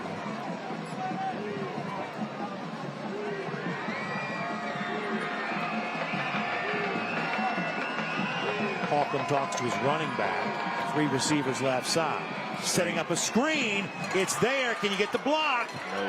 No, you can't. Good job defensively by Colquitt County. Zach Palmore, one of the linebackers that made that tackle. Tell you what, 33 sniffed that out. The defensive line just took off and let him go right through, but 33 linebacker Palmore just steps right in there, steps in between the guards and makes a great play to make it 4th down, and now North Gwinnett. I love the play call. That linebacker sniffed it out. Like the old coach I heard say one time, if you haven't been beating your man all night and all of a sudden you come busting through like a hero, so, turn around. Hit the brakes, man. Hit the brakes. Huey going to punt, gets a high one. It is wobbly, and it's going to go out of bounds. So Colquitt County gets another stop defensively, and they'll get the football back. But first, we're going to take a quick timeout. 7:50 to go, 2nd quarter play. It's fun to have you with us tonight on Atlanta News First. It's Metro Atlanta against South Georgia. Been a good one so far. We expect it to continue.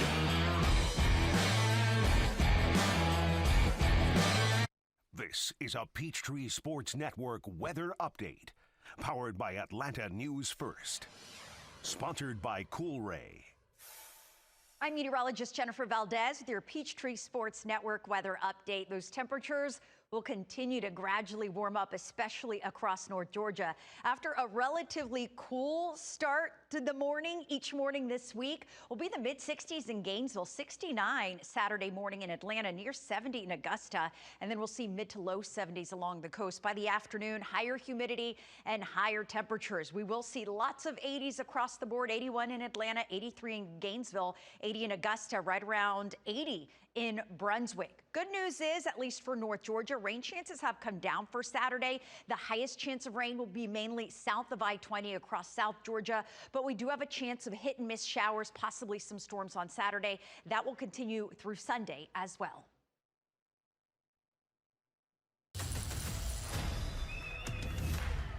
Looks like football is back, and Good Morning Football Overtime says, bring it on! You tell them, KB! Introducing the new faces, returning legends, exclusive access with every team on and off the field. So yeah, it's time to unleash your fandom. Roar indeed! Because football is back. Weekdays at 10 on Peachtree Sports Network. The GeorgiaConstructionCareers.com drive for the GHSA state title is sponsored by Jersey Mike's, a sub above. R.S. Andrews, story after story, we deliver smiles. Smart Local 85, sheet metal is a smart move. Breda Pest Management. They handle bugs and critters. And by the Georgia Army National Guard. Live here, serve here, work here. Welcome back, everybody. Brandon Adams, Rusty Manziel, Colquitt County on top of North Gwinnett 7-0. And Rusty, before we see the Packers go back on offense, looking at North Gwinnett for a second, who just finished its drive, I get the impression that the storyline of the game against Douglas County to begin the season kind of carrying over here. Still looking for those offensive playmakers to emerge right now are the Bulldogs. As Jay Lamar gets the first carry on this new possession for Colquitt County. Lamar with the carry. Yeah, and you're just trying to figure out some things. And you're early in the year, you're trying to rotate quarterbacks. You want to get your playmakers. And I like the young man, the small one. I'm going to go with caught the pass while I go to the 140 pounds. I don't have my right. Oh, Evan Hawkins. That's right. I like him. He's a guy making people miss. Drop my roster. Apologize there for the Hawkins family, but good now. Law's going to step up and throw. And Best boy, throw of the night. That right there looks like a quarterback who's getting more comfortable, more settled to Malik Walker. That was a nice bullet. A little zip to it.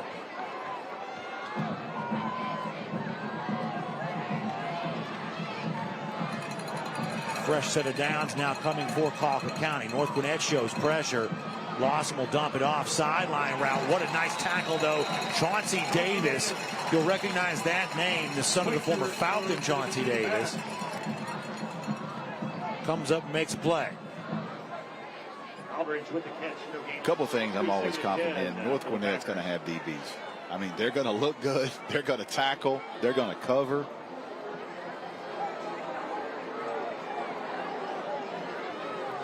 And that's certainly the case here again. Jeff Carver, my main guy, DB coach here, helps out with those guys. Lamar's going to go in motion. That makes an empty backfield. Lawson going to have to hurry. Shakes free. Now a run. Flag comes in. He's going to be near another first down. He's still fighting. But this flag is not in a good spot, typically speaking, if you're a Colquitt County fan. I want to see this because I felt like he was pretty far up into the pocket when that was called.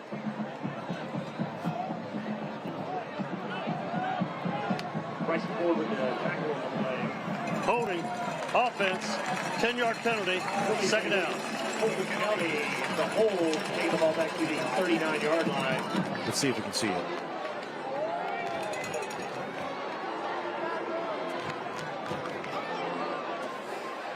Are you going to get Jamal Jackson the right tackle? Is that? I believe that might have been it. And I'll say this. The referee is right on top of that. He has the better angle. To me, that was kind of close there. 5:55, second quarter of play. Lawson, fake handoff to Lamar. Takes a big hit, gets it away. Dogs with pressure into the backfield. Forces the incomplete pass. Yep, pressure there, unable to step into that. But man, he had a guy open, but he takes a shot. It was Ethan Robinson who delivered that. Robinson had 6 tackles against Douglas County. 5'10", 189-pound senior. Ball rested the 39-yard line. Now it's 3rd and 20. It's third down. 2 receivers for Colquitt County. Heavy set here. Handoff, hit right away.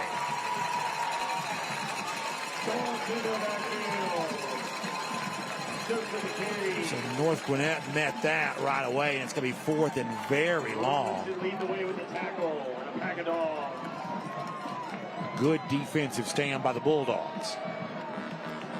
Jamari Stokes, by the way, who was in at running back. Just nothing easy for either team right now. No. Really the explosive run by Jay Lamar has been the play, and a great third down and 15 call, catching North Gwinnett in man-to-man for a touchdown. But other than that, it's been a very sound defensive performance by both teams. Evan Hawkins will be the return man. Came after the punt. It's going to be short. Bounce, and take a little bit of a Packer roll to the 36-yard line. And, of course, throughout the season, we're celebrating the great displays of fandom we see, oftentimes these unbelievable student sections.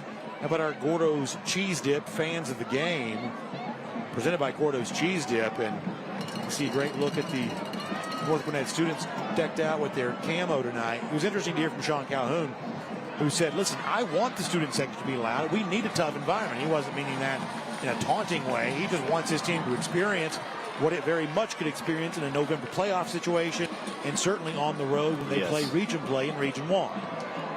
Handoff to Mazzone. Physical play there. Mazzone just absolutely digging his heels.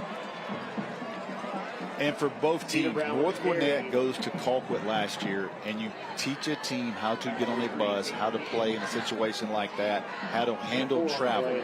Colquitt comes back today. What do? They do a walkthrough at Gainesville High School, simulating something potentially down the line. So there's a lot of different narratives to doing a game like this.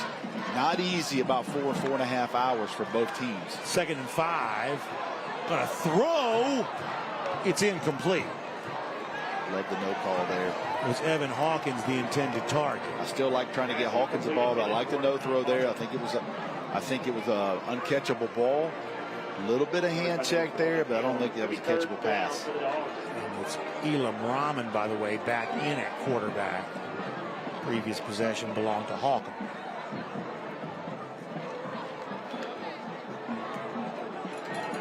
Third and 5 now. 4 receivers, 2 each side. 2 deep safeties for Colquitt County. Rahman surveys the situation. He will throw to the sideline. It's caught for a first down.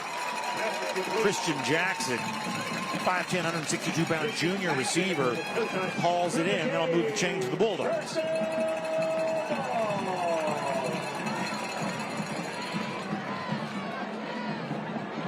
Christian, number 0, is Braylon's brother, who wears number 1. There's something going here. Ball at midfield, 3:50 clock ticking. Late in the first half. Running back goes in motion, direct snap 2. We saw a lot of this versus Douglas County. Rahman keeps it, number across the 50. It is Rahman who keeps it. Yeah, they even got into a sequence against Douglas County where they would bring Holcomb into the game, but not put him at quarterback. They would bring him in, and oftentimes that became a cue that Godfrey was going to line up under center. We have not seen that tonight. Max Patterson, 6'5" tight end, H-back on the left side. He creates a blocking opportunity for Mazzone. Mazzone gets a stiff arm, and that's going to be another first down for the Bulldogs. I love that run right there. Man, get behind your pads, get downhill, get up the field, move the chains. Too many people worried about what do you run in the 40? You know what do you run on 2nd and 4? That's what I need to see. 11 carries, 35 yards against Douglas County. We anticipate he'll be the Bulldogs' leading rusher this year. 2nd leading rusher a year ago. Tommy Lafayette was the leading rusher. He's graduated. North Gwinnett lost 5 of its top 6 pass catchers a year ago. Ryan Hall, outstanding quarterback. He's gone off last year's team. There's the elusiveness on display from Evan Hawkins.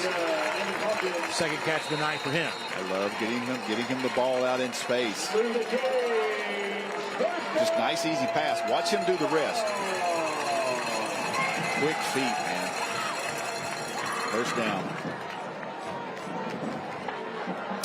Marist over Woodward Academy, 10-0, bouncing back. That's a game that Woodward Academy wants bad. They were handled pretty easily by Marist a year ago. That's a score that sticks with them. Of course, we saw Woodward Academy earn an outstanding win last week. And how about that, Rusty, coming from 4A? Man, Sequoia, a team that went all the way to the Elite 8 last year. We saw Cal. Could not have been more impressed with Cal. Could not have. Great at best man score ticker, of course. Rahman makes a man miss. Now throws to the end zone. It's incomplete. Intended for Christian Jackson. Luke Strong got the coverage. Intended for Christian Jackson into the back of the end zone. Luke Strong with the coverage on the play. Luke Strong the fourth, by the way. Long line of Luke Strongs.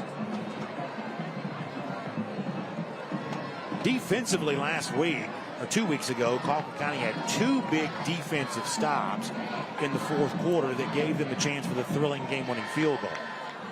One in the red zone that forced a field goal, and then another after a turnover. That was kind of the story. As you see Mazzone on the carry again. Mazzone going to get about 6 that time. Found something late in the half here in the run game. That's actually Wilson Taylor. 6 or 7 on the play.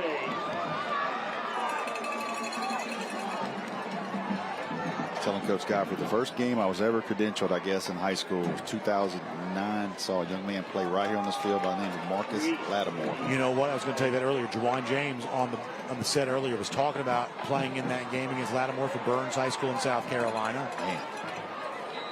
I mean, Mikey Tamburo, little quarterback by the name of Mikey Tamburo comes in. That's right. And Juwan James mentioned him too. Record-setting offenses that North Gwinnett had back then. They came out in those silver helmets, and I'm like, is that what high school football looks like? Am I missing the point? And 16 years later, I still remember watching him come on the field at Marcus Lattimore. Lattimore was amazing. Oh, my goodness. In the red zone here, brought to you by Ironworkers Local 387. It's a throw towards the end zone, and it's incomplete. A Bo Jackson-style run after that, too, by Braylon Jackson. I like my man tried to get a selfie right there with the player. That's fantastic. That's fantastic. Oh, man. Yeah, Rahman cranked it up. Had Jackson, but that was a tough needle to thread in the corner of the end zone. Yeah, that was really, when Burns came in here, that was around the time that North Gwinnett was first emerging as a power program. Yeah, Coach Spire, yep. And he was like, we're going to have to play those type of teams. I believe that was Bobby Bentley, I think.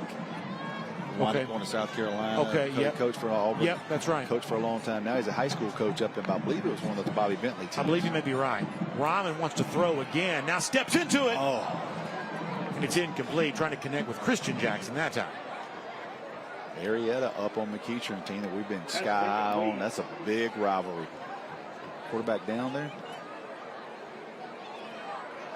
Let's see if we can get a look at this. Yeah, that was Rahman a little bit slow to get up. Going to be 3rd and 10 for the Bulldogs. So I believe for this third down play, unless Eric Godfrey wants to use his final first half timeout, which he might. So by using the timeout, if Rahman is able to, he can come in. But they may have to elect to put in Banks Holcomb anyway. To my eyes, Rahman looks pretty shaken up. They're going to check on him, but something you'll see tomorrow in college football, if he does that tomorrow, you're costing timeout. If he does not get to the sidelines, you're going to get called a timeout, and that's going to be something people are going to have to get used to. It's a judgmental thing. And in college football, something must be done about the faking of injuries. We've all seen it. There's too much of it. Procedurally, administratively, it's a really hard thing to know how to do. Yes. Judgmental call, too. It's a judgmental call. And the last thing anybody wants to do is accuse someone of faking an injury if they're not. Yep. But we've all seen, and listen, a lot of teams do it. It's not any one team more so necessarily than another. But we've all watched games, seen it happen. We've seen it happen in person. It looks silly. It's just conduct unbecoming of a major sport. But it's a hard thing to legislate. Yeah, a lot of people are going. That is going to be a rule that a lot of people are going to have an opinion on over the early part of this season. They realize that what's going on with that. So 3rd and 10. Pass play wide open. Catch him off the 10-yard line. He gets it for the touchdown. Stephen Brown, sophomore running back, a 0 FG energy drink touchdown. What a call here by North Gwinnett. You're going to see the blitz come off the bottom of the screen, and the back's going to leak right out behind him. Watch the running back. You're going to see the guy flash. There he is. Nobody's out there in coverage. You throw right at the blitz. Well done for a touchdown by North Gwinnett. Banks Holcomb that did have to come in after what appears to be a little slow to get up on that previous play, Elam Rahman. So Holcomb comes in, throws the touchdown. He'll now stay in to be the holder for Liam Huey. And North Gwinnett's a PAT from tying this one up. And it's good, and that is our score. 7-7. Of course, the PAT brought to you by Tim Eccles, Fitz Johnson, Public Service Commissioners, on balance statewide in November. So how about both quarterbacks getting involved on the drive? North Gwinnett finding some success on the running game. And we'll see our scoring summary brought to you by Breda Pest Management, as the sophomore running back, Stephen Brown, who they like a lot. Now, you talk about a bright future. They think Brown's got one. And he shows you why on that reception for a score.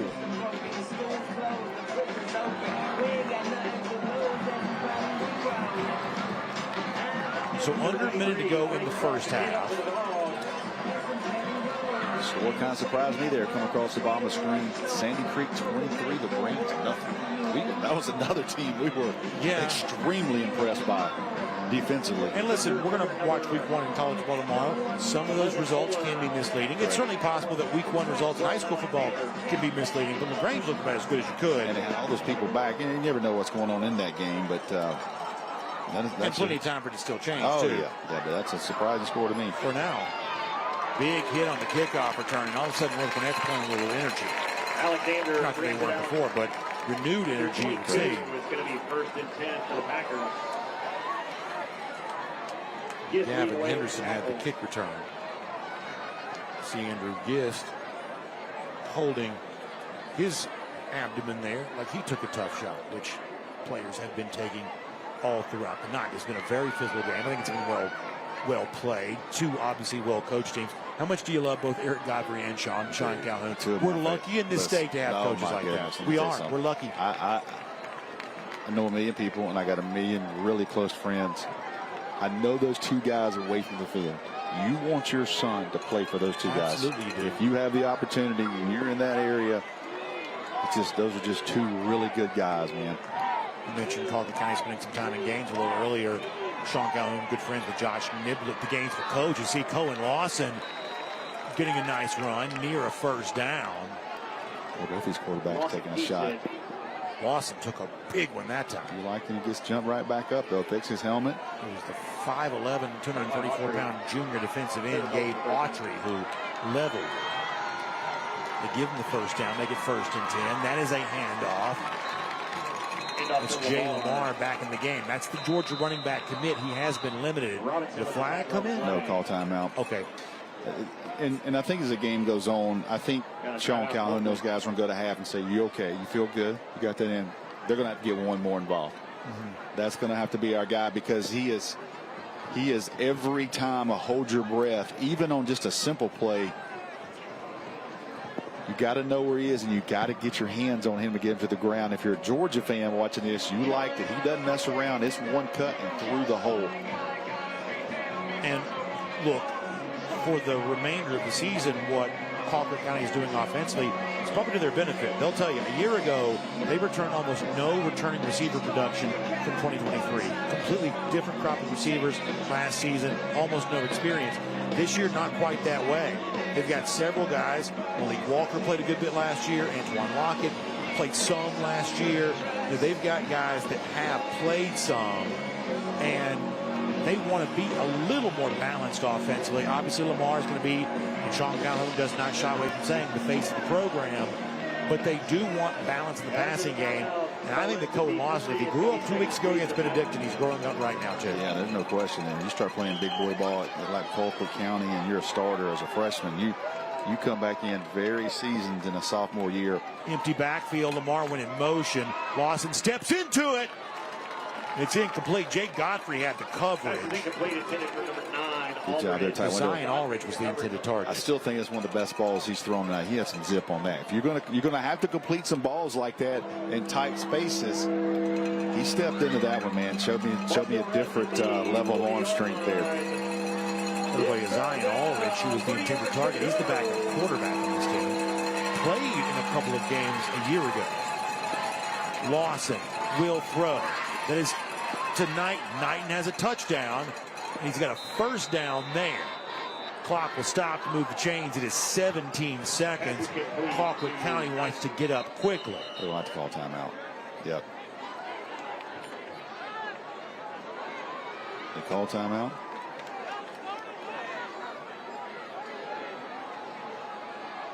North Gwinnett will use the pause to substitute defensively. Harrison Johansson runs on. Now it'll be clock, and that stops it with 15 seconds. So that now a flag comes in. North Gwinnett is pointing on the Colquitt side. What happened here? For the moment, Colquitt County has saved its final timeout. It'll give at least the potential for Josh Scroggins, the hero of the Benedictine game, the chance to... Dead ball. Personal foul on the offense. 15-yard penalty. It's second down. That's a big one. Yep. I did not see it in live action, but that is a big one.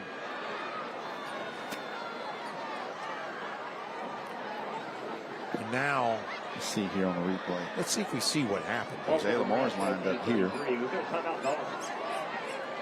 Are they going to say Lamar got tangled up? Is it one? You always get the last guy. Yeah, so we saw it on the side of the screen. You saw Lamar get tangled up. We didn't really see what happened after that, but you saw. Yeah, let's see if we can see this again. Lamar is number one. First of all, him lining up a tight end would give me an alert. Something's up. All right, it's going to be right there on the right side of your screen.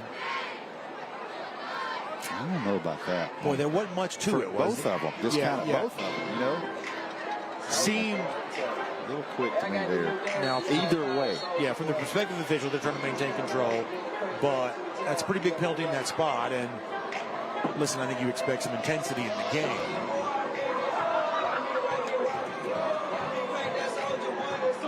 So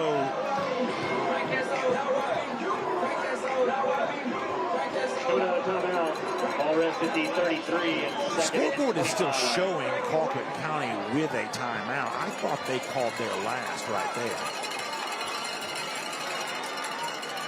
Handoff. Fighting and wrestling. Clock going under 10 seconds. That may end up being the final play of the half. The handoff to Jay Lamar. Indeed, that's how it comes to an end.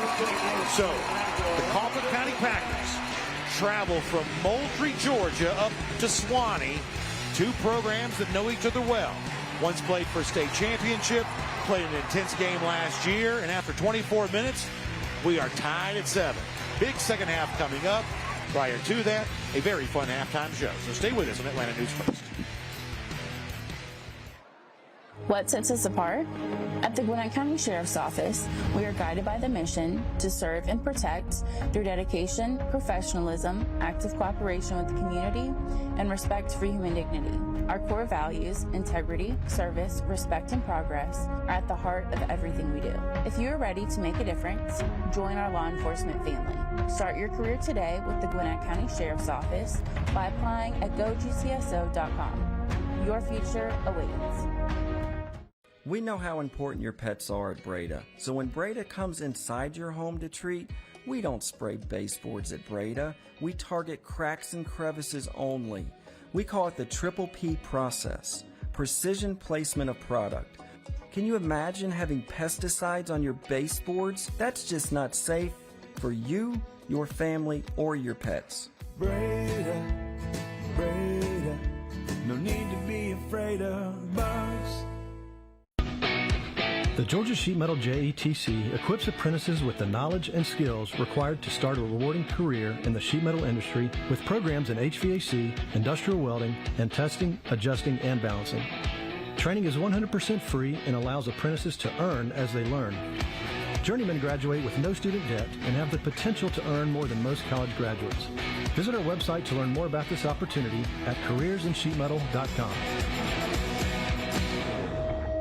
Transform your outdoor space with Inspired Landscape Solutions Incorporated. With 34 years of expertise and a passion for innovation, we offer full-service maintenance, custom hardscape, outdoor living design, irrigation, lighting, and so much more.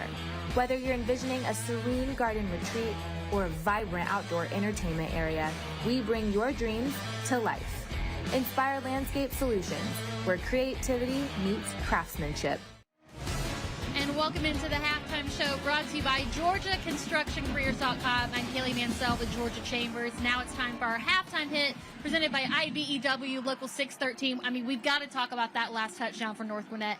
Banks Holcomb comes in for Elam Rahman, throws a pass to running back Stephen Brown. You got to give a lot of credit to the play caller there. They saw the blitz coming, threw the pass to the running back. They finally get in the end zone, sophomore to sophomore. That's exactly the momentum they needed coming into the half. Well, unfortunately, we've seen a lot of QB1s go down within these first few weeks of high school football. Travis Burgess of Grayson going down last week. So hopefully we'll be able to see him come back out in the second half. But as you mentioned, yeah, even Rahman goes out, Holcomb comes in, doesn't miss a beat. I think this is really testament to his capabilities as that backup starter. He comes in, throws a touchdown pass, exactly what North Gwinnett needs to have a little momentum change going into the second half. And you know that Colquitt had to be anticipating the run because you're bringing in a backup quarterback, not that much experience. It would make sense for them to hand it off to the running back, but instead they capitalize, get the touchdown pass anyway. But also want to give a shout out to the Packers too.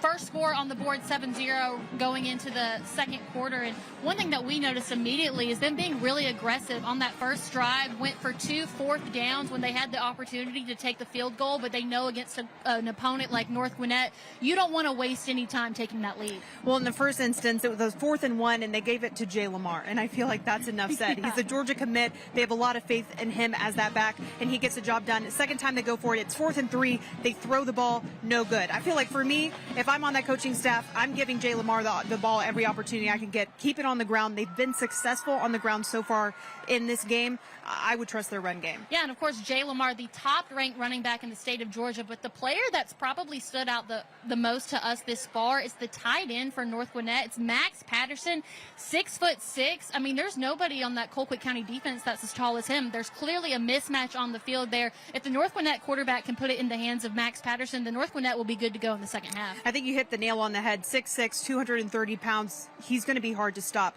We saw one instance in the end zone. It was looking like he was wide open. He had the opportunity. Quarterback wasn't able to get it in his hands. So that's probably a topic going into this halftime talk with the coach and his players is we got to get that number 7 going. Yeah, for both teams, Colquitt, love to see them rely more on the run game. That's what's been working for them this far, even though their only touchdown was a passing touchdown. Just getting that established early on. For North Gwinnett, specifically from their receivers, one thing I've noticed, I think they're a little bit impatient, especially in the end zone so far.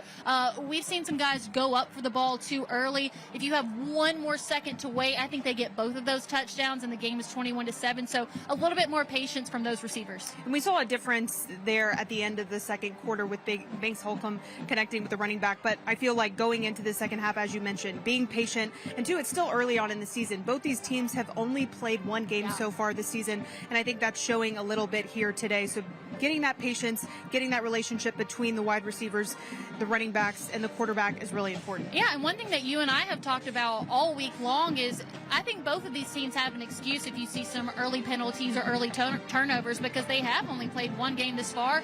But at this point in the game, we really haven't seen that. So shout out to both of them. They clearly took their 2-week break and seem a lot more comfortable in their schemes. Well, and they've kept this game tight, which is all you can ask for in the first half, because there's still a lot of game to go. And even though North Gwinnett is going into the second half, having that momentum at the end of the second quarter, I feel like it's a fair game. Yeah, and just a quick score update from what we brought up earlier with Grayson and Thompson, Alabama, currently tied up 17-17 in overtime. We'll continue to monitor that game, and you can look at it on our ticker that we have on the bottom with all the scores provided by Score Atlanta. With that, we've got a special guest coming back, so stay right where you're at.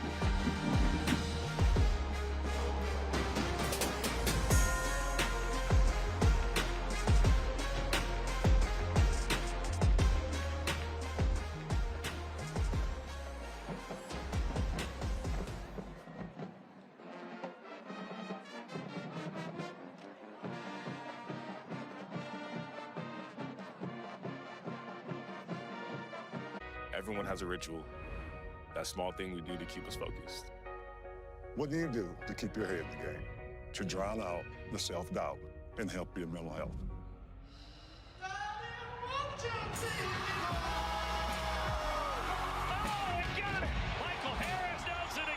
Because being the best isn't just about taking care of your body. It's about taking care of your mind and mental health. Find the resources you need to keep your mental health a priority. You have to see it. You have to hear it. You have to experience next-gen TV to believe it. With unmatched 4K clarity, breathtaking color, and movie theater quality sound. And now, watch and play free games with Game Loop. It's all free, over the air, now. Make your next TV a next-gen TV. Visit AtlantaNewsFirst.com/nextgen to learn more. Dangerous heat is the word from city leaders here. Every day, all day, stream the stories that have you talking near and far. As we make our way closer to the house, you can see the windows. From hundreds of local reporters and meteorologists spanning the country. Right now, rescue crews are continuing their search for survivors. The free Local News Live streaming app. Search LNL on your TV, on your phone. Local News Live. Your nation, your neighborhood. Always streaming, always free. And welcome to the halftime show brought to you by GeorgiaConstructionCareers.com. I'm Kaylee Mansell with Georgia Chambers, and now it's time for our Jersey Mike's Employee Above tonight's guest, Matthew Champito, the athletic director and assistant principal here at North Gwinnett. I mean, the obvious thing is you've got to give a shout out to your community. The student section almost takes up an entire section of the bleachers. It's very evident that y'all have such a strong knit community here at North Gwinnett. Yeah, great community, great support that we have. It's a great showcase when you guys come out, so we really do appreciate not just being able to showcase the football team, but the cheerleaders, the band, our students, our community. Just a great place to bring your kids to school and especially play athletics. I think it's so fascinating that before this you were an associate MLB scout. So how did you end up as an assistant principal and athletic director? Yeah, so in my former coaching days, I was a baseball coach, and so when I was offered my first athletic director, assistant principal job, it took me a little while to get out of baseball and release completely. So I was asked to be an associate scout for a couple years, held on to that, loved it, but just figured out I couldn't do it anymore. So I finally had to let baseball go. We have a great matchup here tonight with North Gwinnett and Colquitt County. I want to talk about another team, though, quickly that's going to be starting up soon, the flag football team. It was one of the first teams when flag football started up in Georgia. How have you seen participation with North Gwinnett's flag football team grow over the years? Yeah, it's been really crazy. We were one of the first original teams when Arthur Blank and the Falcons really kind of supported flag football. And we weren't sure if it was going to hang on or be a GHSA sport or not, but we participated. The girls loved it. It really brought some athletes from some other sports into it. And now it's grown to where we've got a full varsity and JV, play a full schedule. So the girls love it. It's been a really good addition. What else are you most excited about this fall with North Gwinnett athletics? You know, we've got a pretty good history of athletics, so it's all fun. Volleyball does a great job. We've got great kids playing volleyball. They're in the top 10. Softball is always very, very good, and then football, and then flag getting ready to start up. Cross country's good. We just do a really good job here athletically, and they're all fun to watch.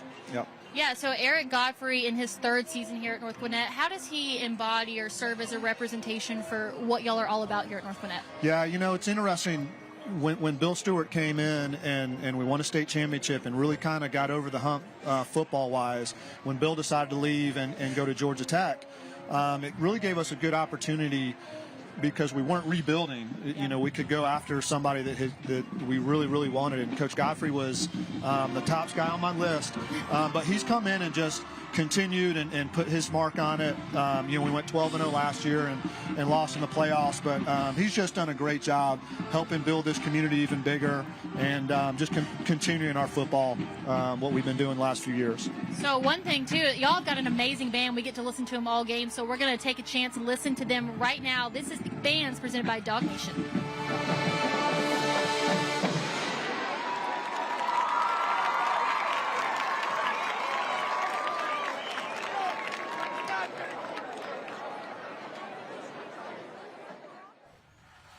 Man, you know how to do this? Man, I don't even know. I was flipping burgers last week. Violation, unsportsmanlike conduct, impersonating a craftsman. Skilled trade unions are well-trained career pros, not part-timers. Construction is a rewarding and lucrative career with the advancement potential, but you have to do it the right way with the right training. Learn how you can be a pro. Find your career at GeorgiaConstructionCareers.com. Vision. Commitment. When those become partnership, powerful things begin to happen. The path becomes clear. The work becomes reality. And your achievement becomes a legacy. You deserve a partner that will take you there. You deserve SportsTurf. A journeyman with Local 85, when you turn out, you can be hitting six figures. Hey, I have your back, you have my back. We're going to do this together. We're one for all for one. College just wasn't for me. Let's look into actual career jobs that wouldn't take college, where I wouldn't, lose money and all that. Instead of losing a lot more money at the end, why not make money and make more money at the end?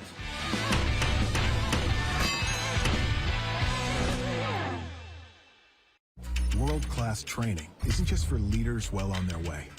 It's for the ones just getting their footing. Seasoned pros learn through real-world experience. But so do young cadets.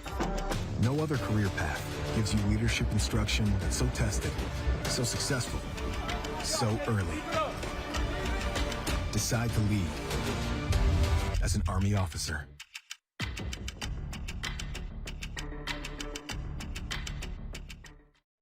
Joining us now is Kenny Mullins from GeorgiaConstructionCareers.com. Kenny, can you start off by telling us a little bit more about GeorgiaConstructionCareers.com? So at Georgia Construction Careers, we're 19 different construction trades that build everything. And for people that are interested in getting involved, you've talked about this could be an alternate for college. High school students can get involved. What are some benefits that come along with that? So you get a family coverage for your insurance. Your health care is for your full family. And you have pensions. You have a defined contribution and you have a defined benefit. What that means is the contractors, our partners, pay your pension for you every hour you work. So it's not like a 401k. A 401k is just an ad hoc savings where you defer your wages that you make. They actually pay your pension. So you're able to build a pension, and when you retire, be able to retire really well. And talk a little bit about being able to earn while you learn. So the way that works is it's one of the oldest models in history. So you join, you get your on-the-job training, and that's where you go to work every day. You have no college debt. The only thing you have to pay for are your books, and it's minimal cost. But you go to work, you learn your craft, you go to work every single day, and then you go to do your classroom hours after work.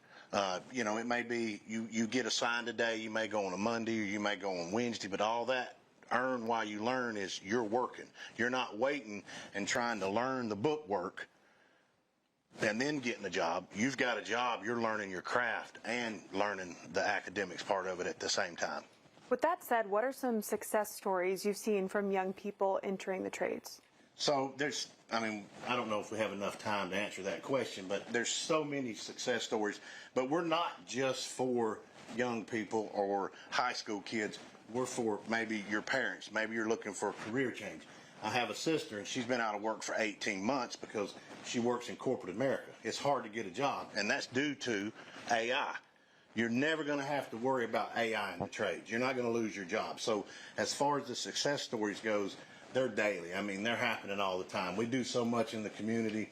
It's changed so many lives. I don't have enough time to tell you that, but it's good. And then, Kenny, why is it important for high school coaches to learn more about the opportunities at GeorgiaConstructionCareers.com? Well, one of the things it's bothered me for years is we've always been the best kept secret unions. But if a high school football coach knows what we do, we kind of embody the same principles as that team environment, that brotherhood, that sisterhood, that unity. So we want the coaches to know who we are so they can offer this option to their players that are not going to the next level, because it's a great career. A really good career. For those interested in finding out more, you can go ahead and head to GeorgiaConstructionCareers.com. Kenny, thanks for joining us, and we'll be back right after the short break.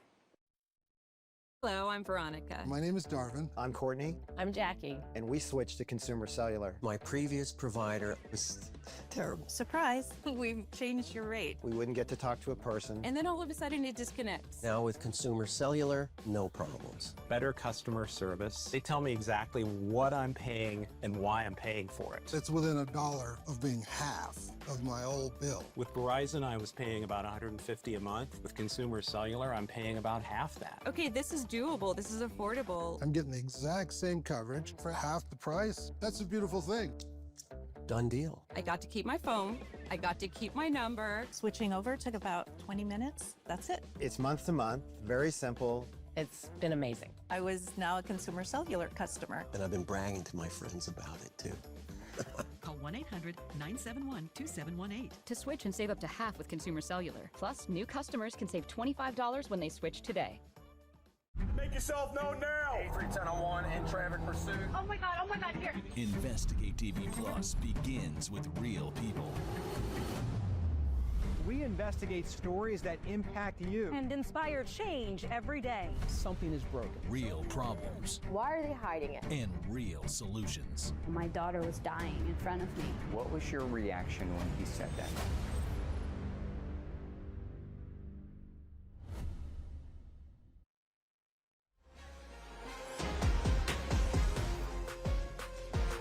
Welcome back, everybody. Brandon Adams, Rusty Manziel, halftime here where it's Colquitt County, North Gwinnett 7-7. Fun first half. Let's go back and take a look at our first half highlights and a chance to see Jay Lamar off and running right there, Rusty. Yeah, Georgia fans are going to like seeing their future running back like that. Good job by Jake Godfrey, though, kind of hemming him up. And you see North Gwinnett early on. That's been kind of the story of the game, defensive stops. Halftime by highlights both teams. Brought to you by the Mechanical Trades Institute. Thought it was a great half for both defenses. And then you see Elam Rahman there connecting with his tight end. And not to be outdone, another big hit. It was Max Patterson who had to catch a moment ago. And then here came Lamar once again. Big run for him. Stepped out of bounds, though. That created a chance for Cohen Lawson to connect with Amir Knighton. That was the first score of the game as Knighton comes into your living room. That was a 3rd and 15 conversion for a touchdown. But you see North Gwinnett come right back, answer against that blitz, and you see him throw right through it, what you're taught to do. There's nobody in that void. And the North Gwinnett running back, Stephen Brown, takes to the house. The sophomore got that. Banks Holcomb had to come in at quarterback after on the previous play. Elam Rahman, who had started, knowing both quarterbacks would play. Rahman got shaken up.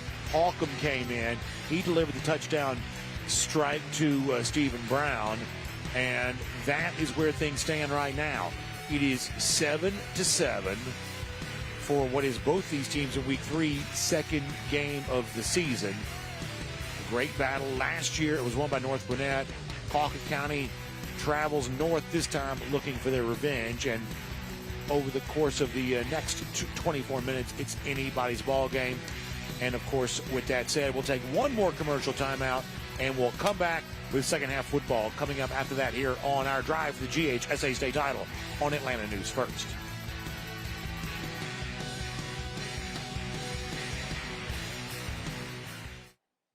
Joining us now is Smart Local 85's business manager, Steve Langley. Thank you so much for joining us today. Glad to be here. For those who may not know, could you touch on what SMART is and what you guys do? So SMART stands for Sheet Metal, Air, Rail, and Transportation. The SM is us. We're sheet metal. And that's ductwork, lagging, building anything out of sheet metal, anything. I mean, it could be your kitchen sink. What would be the first steps to joining Smart Local 85? Go to smart85.org and fill out an application. And then, Steve, what qualifications or experience do applicants need? No experience necessary. If you do have construction experience that helps you out, could get you in the apprenticeship quicker. But there's no experience. We train you for everything you need to know. And what sets Smart Local 85 apart from some others? So companies like Georgia Power, Delta Airlines, Hartsfield-Jackson Airport, you know, big companies trust in our training. We have a 4-year training instead of people paying to go to a trade school, they go to our apprenticeship for free, and we have the best ones out there. What's the biggest misconception people have about joining the trades? Well, I've never understood what people don't like about unions. All we do is represent workers and families. I have 2,200 families that I represent, and we get them the best benefits, best pay that you can get in the construction field. And then how can a high school student kind of start putting that on the radar now and preparing themselves? Well, the schools don't necessarily have all the stuff we used to have, like shop and sheet metal, automotive, stuff like that. But if you're interested in working with your hands, we're the only craft that still takes a flat piece of metal and creates every piece that we put up. You can't go buy our stuff just at Home Depot or Lowe's. What would be some advice you would offer to students maybe considering a job in your trade? If you want a good career that you can retire at age 55 years old and draw a good retirement, have great health insurance, dental insurance, eye care, we're the place to go. And then how did you get involved? It's a long story, but my father-in-law used to be the position that I am, and I got laid off at Lockheed and came into Smart Local 85. Well, thank you so much for joining us. Again, the Smart Local 85 Business Manager, Steve Lingley. Thank you. Thank you so much, Georgia. You see our halftime score, 7-7, Colquitt County and North Gwinnett. We're about to get ready to return to football. Also, while halftime has been ongoing, you have heard from our friends at Atlanta News First during our halftime show.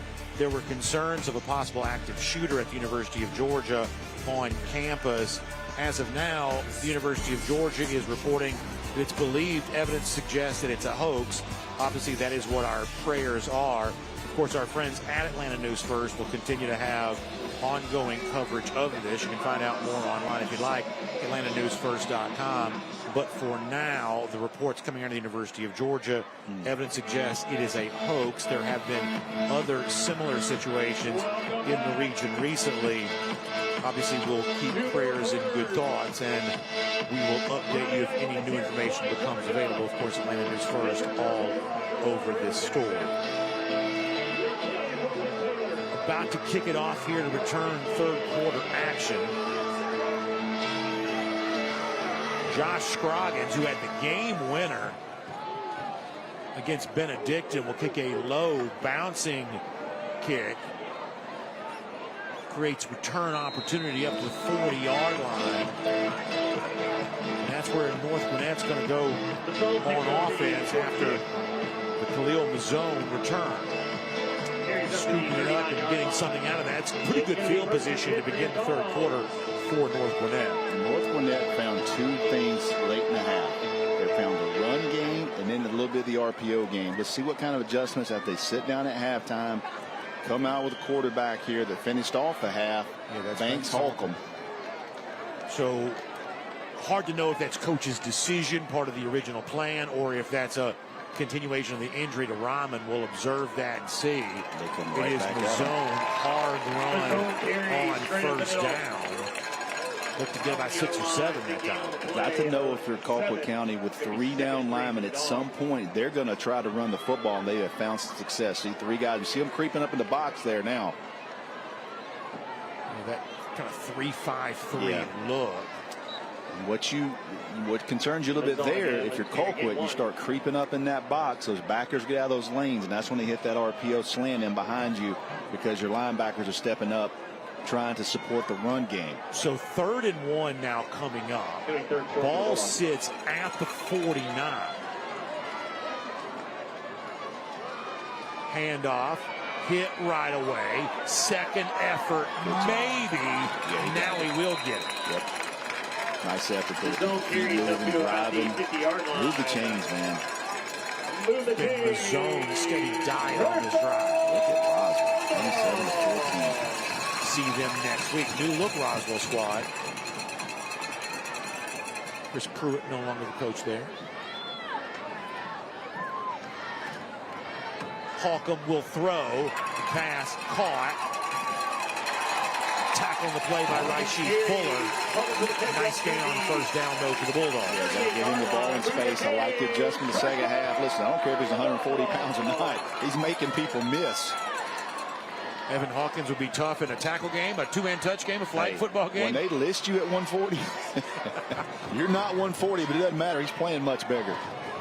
Heavy set there on the left side. That's a pass going to be caught by Christian Jackson. They had the entire world. Actually, that was Braylon Jackson. It was Christian Jackson. Watch my guy number 9 right here at the top. Look at it. Look at my little man right there. That's exactly what you do. Eat the block up. Yeah. Eat your guy up. I mean, just hold on to him long enough. Yeah, that's a very willing blocker right there. I like it. I like it. Not a big guy, but a willing blocker. That is a great piece of analysis.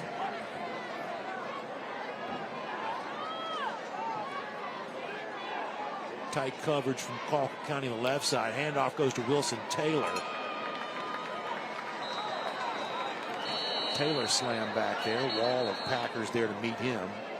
Careful there. Helmet coming off and staying engaged. That was Evan Hawkins whose helmet came off. So a little bit of everything from Hawkins here recently.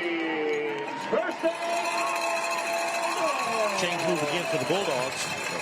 They're marching down the field on this opening drive. How much of this is scripted coming out of halftime? You found some success. You said, guys, we're going to continue to run the football. This is what worked. We're going to go right at them. Quick game in the passing game. But they are running downhill at those 3 linemen. Handoff again, right side. Nice tackle. Wrapping him up right away. Alfonso McNeil, 5'8", 165-pound senior. 12 tackles 2 weeks ago against Benedictine. Makes a nice one there. Tackle number 4, McNeil. Yeah, good job there out in space. Save some yards. A 2nd 7. He didn't make that tackle. That's going to be a huge play. Obviously a Tuskegee commit. See the height and weight there. A couple of Tuskegee commits on this defense for Colquitt County. Holcomb going to roll left and deflected. Knocked the ball out of the air. Palmore again. If he doesn't make that play, it's another big game because it was there. Watch the tight end leak out right in the backfield. C7 there wide open. If he doesn't get his hand up, there's nobody out there. That might have been a touchdown. Great job to get your hands up as you're rushing the passer. Palmore in his first year starting for the Packers. 3rd down now. Boy, that'll drive you crazy as offensive coordinator because you see the field, you see the play. It's just a tip ball. Patterson and H-back on the right side. Holcomb looks left. Now wants to go right. Shakes off a pass rush. Now throw to the end zone. It's a fight for the football. And it's a touchdown. Braylon Jackson will haul it in. And North Gwinnett takes the lead on a 0 FG energy drink touchdown. What a job by Holcomb. Watch him evade the rush. They've got him here on a blitz. Spins out, eyes down the field, and he delivers an absolute strike for a touchdown. Great play by the North Gwinnett quarterback. Wow. Extending the play. Extend the play. And Rusty, North Gwinnett had its issues against Douglas County where there were chances for plays to be made. Sometimes drives came to an end because of drops. Big catch hauled in right there, though. And now it's North Gwinnett here at home with the lead. And Liam Huey, the kicker, will try to extend it.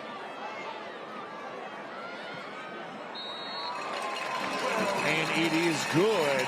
And the Bulldogs get the possession to begin the second half and march right down the field. Of course, that PAT brought to you by Tim Eccles and Fitz Johnson, Public Service Commissioners, on ballots statewide in November. 8:43 to go. 3rd quarter play. North Gwinnett on top.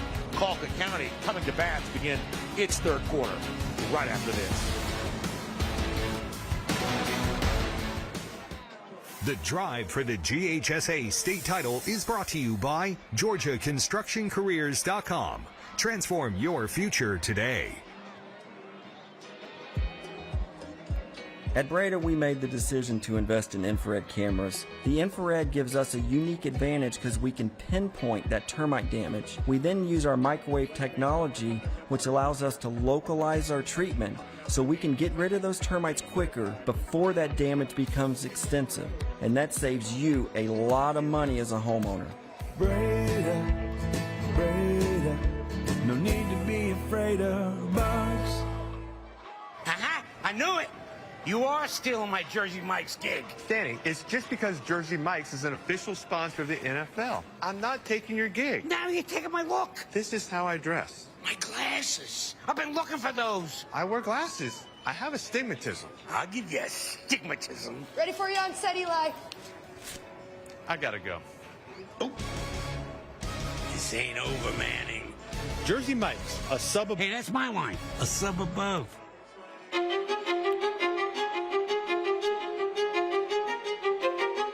So when I got in the program, I was 18. At the time, I think the most appealing thing was, I could start out going to school and making money while I'm going to school. Not coming out in 4 or 5 years, $30,000, $40,000 in debt. That was the biggest attraction to this. I got in 3 days after graduation and hadn't looked back. I've used R.S. Andrews 15 years, purchased 2 heating and air systems, so I rely on their technicians for service. I call, they come, it's fixed. And I appreciate Andrews' commitment. He gives it his all. That's how R.S. Andrews makes me smile. Yikey wawa! Running out of hot water is one way your water heater cries out for help. Call R.S. Andrews. Get a water heater rejuvenation. Your water heater gets added life, you get more hot water. Another way R.S. Andrews makes you smile today. Hey, I'm Steve Langley with Smart Local 85. We are proud to sponsor the third quarter of tonight's matchup. Just like these two teams have some of the best talent in the state of Georgia, Smart Local 85 represents the best in sheet metal, air, rail, and transportation workers across Georgia. Now, sit back, relax, and enjoy the third quarter. Thank you so much, Steve, and a great look there at the North Gwinnett cheerleaders, who were also part of our pregame show earlier today. A great group here and a great chance to go back and see a nice throw by Banks Holcomb to Braylon Jackson. I tell you, the haul in the score. I had to go back and look through our notes. The only offer I see for him is UT Martin. Tennessee Martin. I'm telling you, this guy in person now. Double check on the recruiting on him afterwards, because he has been impressive to me. Liam Huey, speaking of impressive, gets a touchback. And now it's Colquitt kind of getting its first turn to bat here in the third quarter on offense. We will see if we see more of Jay Lamar in the second half, the Georgia commit, than we saw in the first half. There he is there coming out, and I think you got to get him involved. North Gwinnett seems to have found something in the run game, got some momentum, back-to-back drives. You got to answer right here. I'm going to get my guy involved. By the way, the other Georgia commit in the game, Zach Lewis, plays a lot of defensive line for North Gwinnett. Starter, obviously, on the offensive line, and that's where he'll play in college. Not in the game right now on the defensive line, as Lamar does get the carry on first down. Just something out of nothing, man. 3 carries in the game against Benedictine. Took a hard hit in the game. That's when he was shaken up. If they would have played last week as scheduled against Monroe, it is believed that Lamar probably would not have played this game, in that game, I should say, but healthier tonight. One thing to keep in mind, he did throw a pass last week. Yeah. Threw one to Cohen Lawson. So if you like trick plays, you might get a chance to see one. And for the 50th time tonight, I've said last week, even though both these games for both these teams were 2 weeks ago. Sequoia overkill in the fourth. Wow. How about that? Lawson will throw.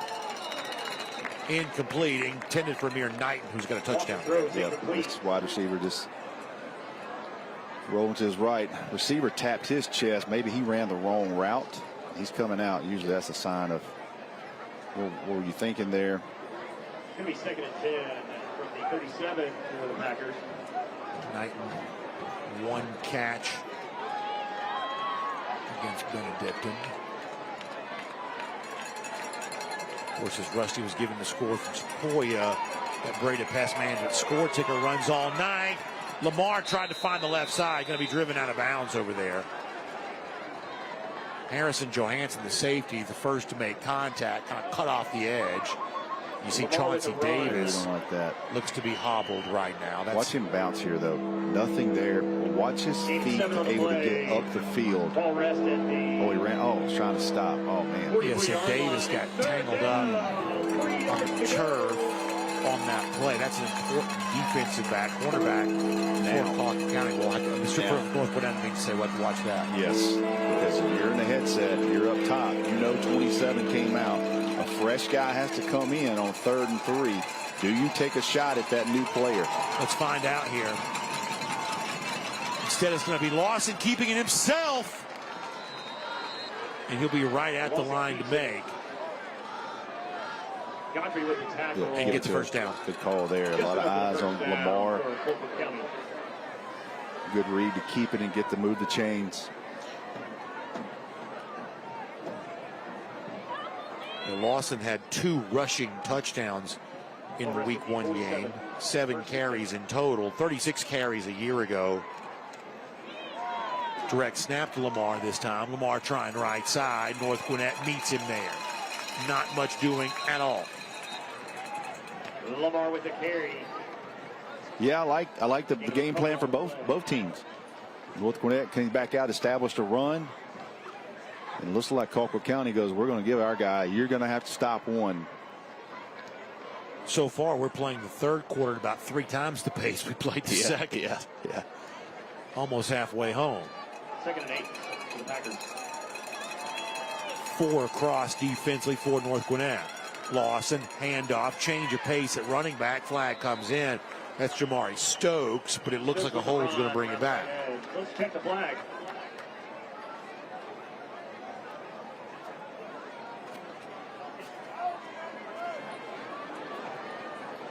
Marshall Brown and Gabriel Autry in the tackle.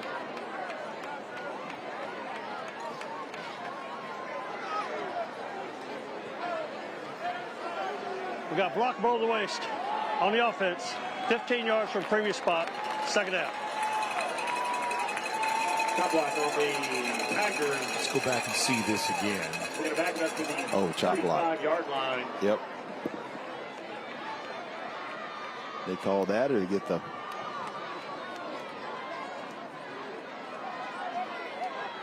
Going to back Colquitt County up.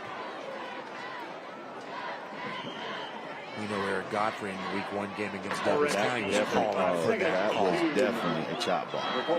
No question.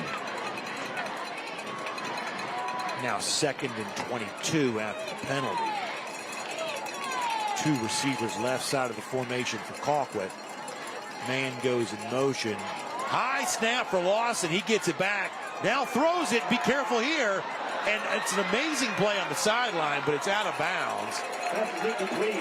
Zion Ulrich was the intended target. He caught it, but his feet were not down.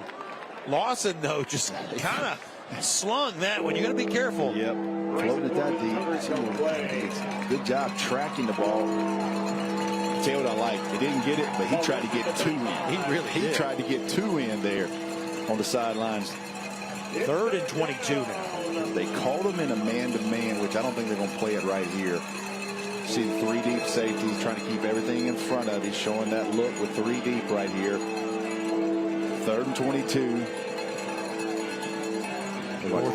Students getting involved here. Again, Lamar's going to call you hate to waste a timeout. Precious second half timeout on a 3rd and 22. But Colquitt County not quite figuring it out there. And so a second half timeout is gone. And it's a long field on 3rd down coming up. We'll take a quick timeout here while Colquitt County talks it over. North Gwinnett leads 14-7.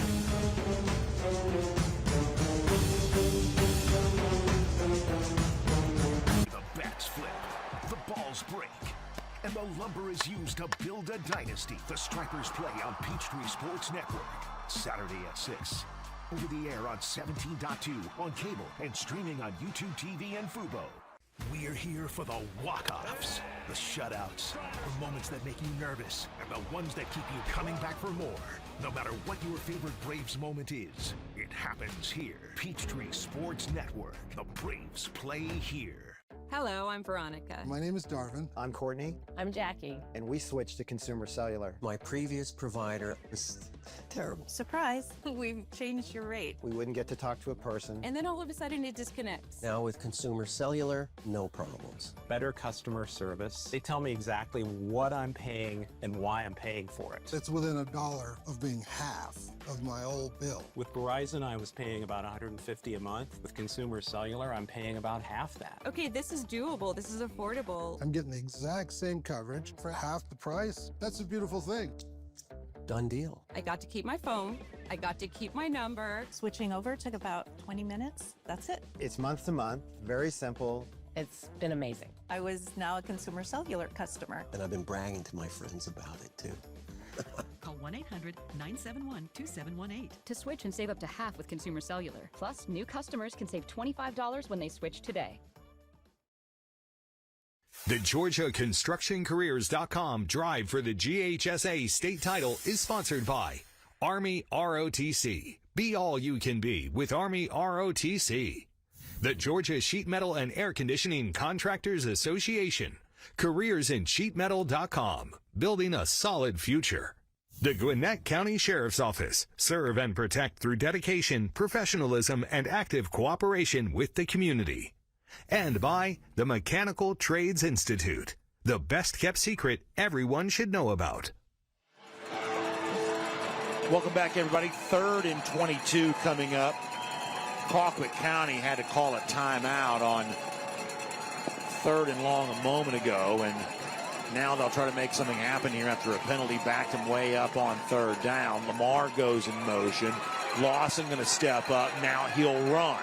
Looking for a block. Won't get it. Hit hard right there around the 40-yard line. That's 4th and long now coming up as North Gwinnett flies to the football. Nice job running to the football, knowing they had to have a big play. 3rd and 22. Drop back in zone, kept everything in front. Quarterback broke the pocket and run to the football. Good job defensively there for North Gwinnett.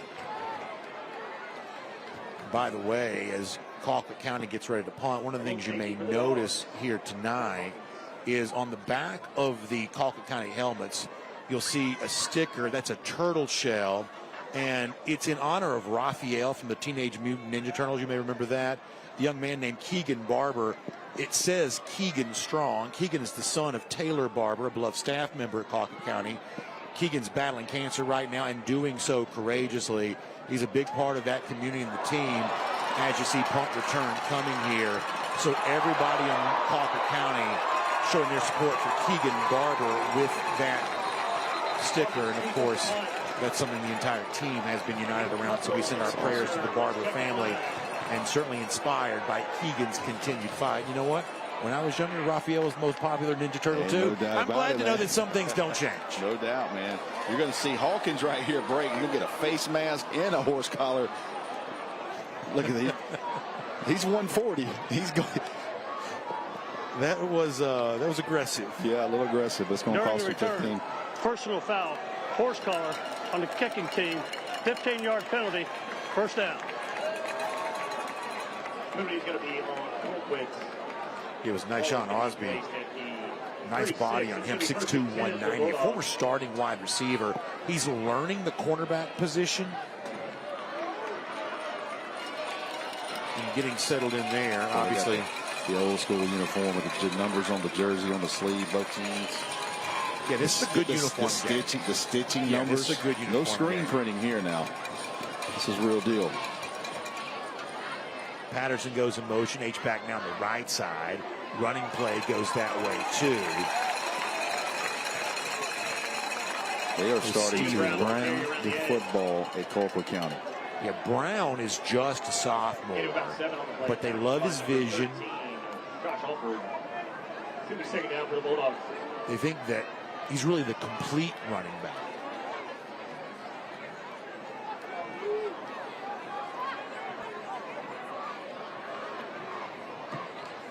I'd be surprised if we don't hear a lot about him in the future.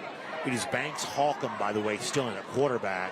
You wonder if the night will now belong to him. It's Brown again, still on his feet, shakes across the 45-yard line. And it is a different taste to the North Gwinnett running game in the second half. They found this late in the first half. They came right back to it. They are putting helmet on helmet. They are reestablishing the line of scrimmage. Brandon, he don't get touched till about 9 yards down the field. Calhoun, big win over Westminster, 35-17. Cartersville, man. As a Cartersville team, no surprise, of course, but they are rolling. They're dangerous. Rockmart last week. Holcomb will throw through the hands of Patterson. Typically sure-handed, but not able to hold on to that. Pass intended for Patterson. Another UGA command, I think, kind of on the radar is Brady Marchese. Yeah, that's right. At Cartersville, I'm telling you. It's a guy that had a good spring, and it's interesting. Michigan went after him hard. I mean, there was a time that one weekend I thought he's about to decommit. Got on the phone with Kirby Smart and shut it down. It's great to hear if you're a Georgia fan. 2nd and 10. Holcomb will throw right. That's a pass caught. To the 40-yard line goes Evan Hawkins. Don't you know the locker room loves him? Oh, must. I bet he's got 30 nicknames. I guarantee you at least one of them's Bug. Something has to be Bug with him. Man, he is quick. What's funny is this is a pretty big nickname game because a lot of the Colquitt County players, they also have nicknames too. Yeah. Oh, yeah. Sean Calhoun saying this week, I don't know where some of these nicknames came from. But that's all they call each other. I guarantee they love my man. Holcomb pumps, now throws, sideline, fight for the football. But it's incomplete. Jackson had a touchdown earlier. Not able that time. Josh Alford had the coverage. Alford's a guy, a junior, starting to get some college attention. Has an offer from Arkansas State. So Josh Alford, a really impressive member of this Packers defense. I like the pass game that Holcomb brings. Yeah, he's very comfortable throwing. No, Rahman, athletic. He's got a great arm too, but right now, Holcomb, it seems to be flowing a little bit. The Huey punt going to be fielded inside the 10. Boy, that's a risky decision and good coverage by North Gwinnett. Trying to pin him back deep. And so with 2:57 to go, it's Bulldogs on top, 14-7. Colquitt County is going to get the football. We'll take a short timeout. It is a privilege to have you here tonight as part of our drive for the GHSA state title in Atlanta News First. And we'll see you after a short message.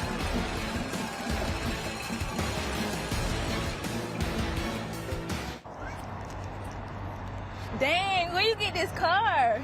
You need to join the union. The union? Absolutely. You can get 10 of these. Union construction workers earn the highest wages with the best benefits and the most protection in the construction industry. Find your career in construction. Go to GeorgiaConstructionCareers.com and start your future today.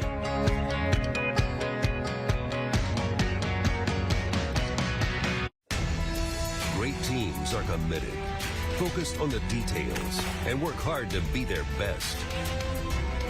From practice to games, right down to their gear. Your field is a critical part of the game that allows your athletes to showcase their abilities. Sports Turf is committed to bringing your team innovative sports surfaces with unparalleled performance. You bring the vision, our team brings it to life. What happens after you graduate? Will you go to the next level? Will people have your back in the heat of battle? Will you still train like a champion in the pursuit of greatness?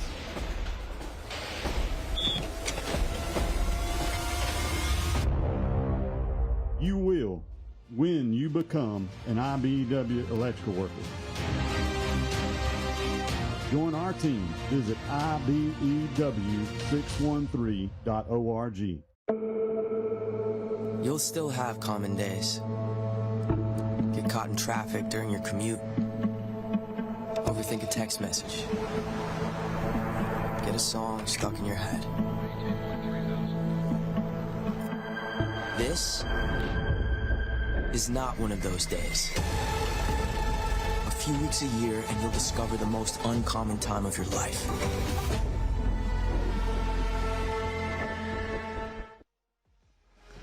All right, welcome back, everybody. Third quarter action continues. Brandon Adams, Rusty Manziel. Packers about to go back on offense, pinned inside their own 10. Georgia running back commit Jay Lamar is in. From the 9 for the Packers. Lawson will hand to him.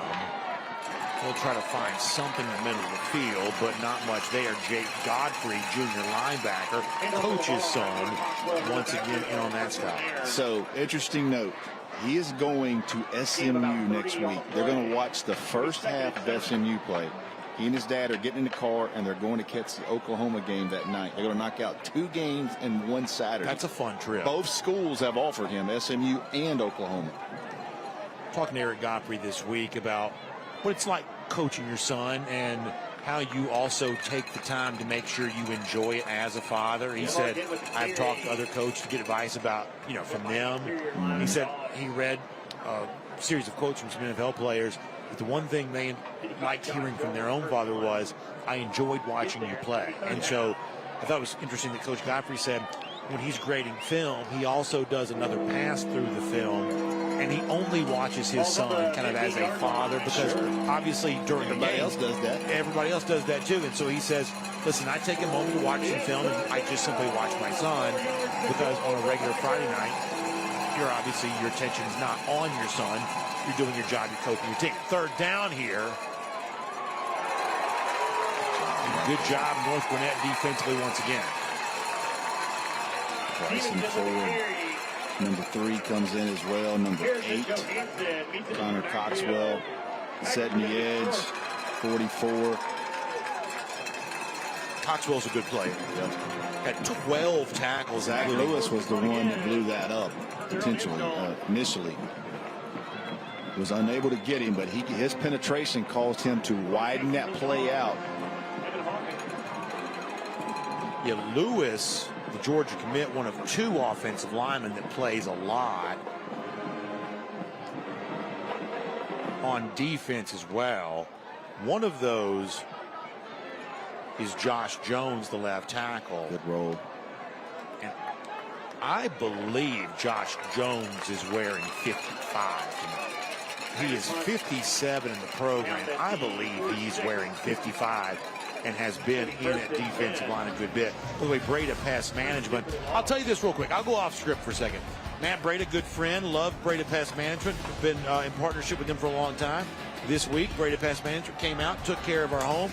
We're going to be bug-free, critter-free, termite-free, because the same stuff I talk to you about here on TV and throughout the week, well, guess what? We do that on the home front, too. So Breda Pest Management keeps my home bug and critter-free, and they can do the same thing for you. Hopefully no flying squirrels at my house. Well, we do talk about that every now and then. But the bugs and critters, we got plenty of those. Look at this. Going with a hard run up across the 50. Zone. It's 14-7. It feels like it's 28-7 a little bit with momentum. Still one play difference right here, but North Gwinnett certainly chewing up clock. They want to run the football like this, establish. It's going to end the third quarter, basically. It is going to end the third quarter. I mean, the third quarter flew by. I feel like the second quarter is still going on, but the third quarter. It's like an Oklahoma and Nebraska 85 really game. Did. So 4 fingers in the air. North Gwinnett knows they're 12 minutes away, but the lead is just 7 points. It is still anybody's ball game. Final quarter may be the most fun of all. So stay right where you are. Plenty of good football left. We'll be right back.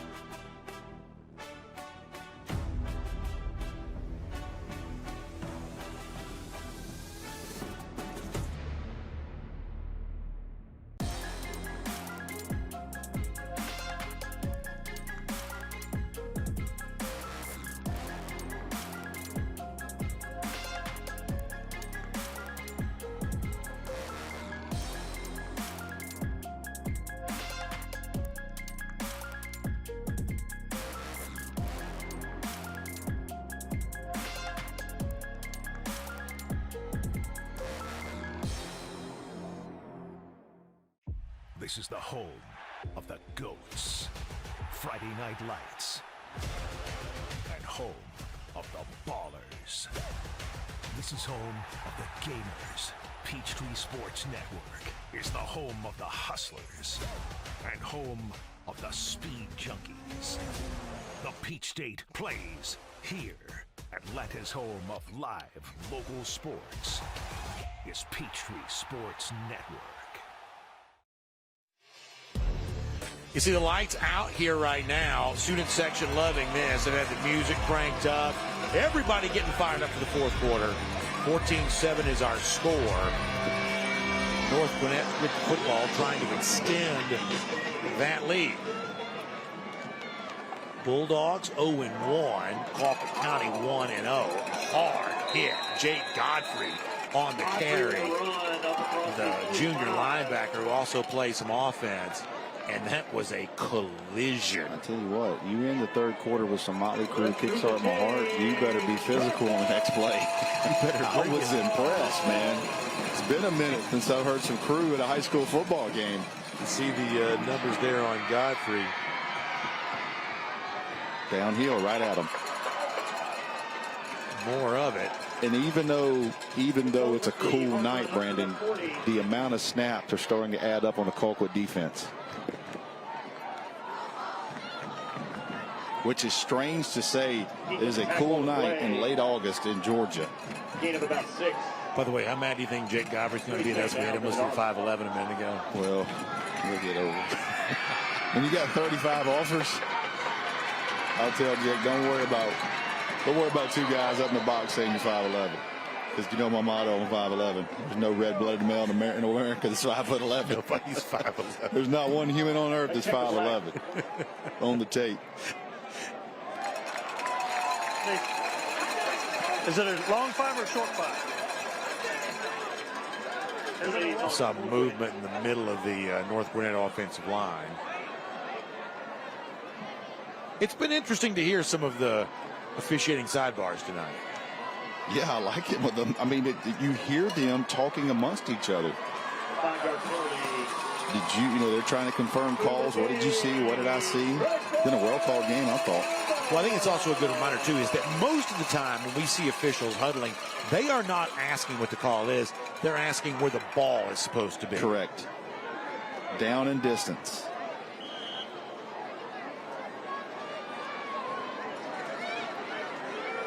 Ball sits at the 34. Running play. Crossing the 30, inside the 30 to around the 29. That's Mazzone again. Mazzone with a carry. Yeah, they're going to run the football. Will they stop this?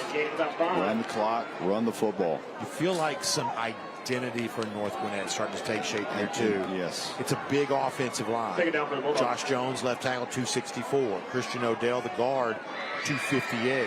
Center, Jacob Bayers, a 6'4", 295-pound center. And obviously Zach Lewis, of course, on the right side. Jake Torres is the right guard.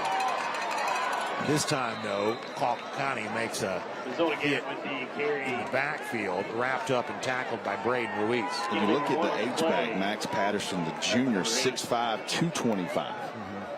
Picked up an offer from Wake Forest and others, so when your H-back is 6'5", 225, and behind that, it's basically you're adding another blocker.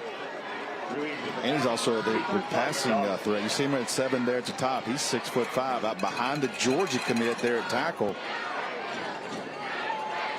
Here comes the H-back on the left side. Hawcom.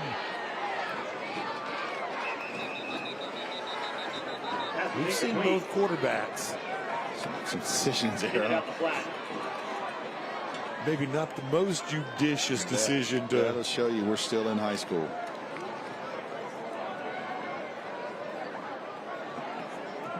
I mean, that was a no-look pass into the line. But Hawkins has thrown a pretty ball, and he has been the guy for most of the second half after an Elam Rahman injury, we believe. Now going on 4th down. and it's complete. Evan Hawkins there to haul it in. That's a fresh set of downs coming for the Bulldogs. And the clock, too. You start seeing things like that if you're North Gwinnett, if you're Colquitt County, and clock's going to run now, and you're in the fourth quarter. Yeah, they go max protect, right? 2 guys in. That's basically a one-man route. With strong blocking and someone that can just find some green grass to stay. Just quick, elusive, just go find some green grass. Now running play, trying to shake free, still on his feet, and he's on the way to the end zone.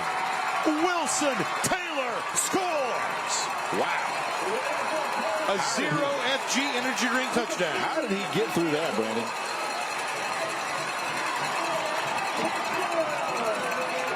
Watch the spin move.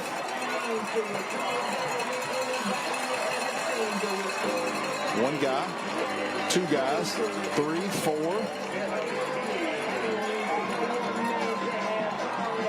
What's funny is Wilson Taylor is probably the fastest straight line speed player on the team. That's not necessarily his game. He's more of the run away from you back, but he absorbed contact, spun free.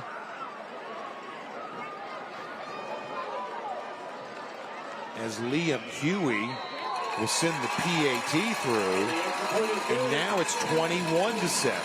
PAT brought to you by Tim Eccles, Fitz Johnson, Public Service Commissioners, on ballot November 4th. So, big statement by North Gwinnett. Physical possession, yards on the ground, 2 touchdown lead with 9:14 to play. Colquitt County's got to get busy if they want to mount the comeback. We'll be right back.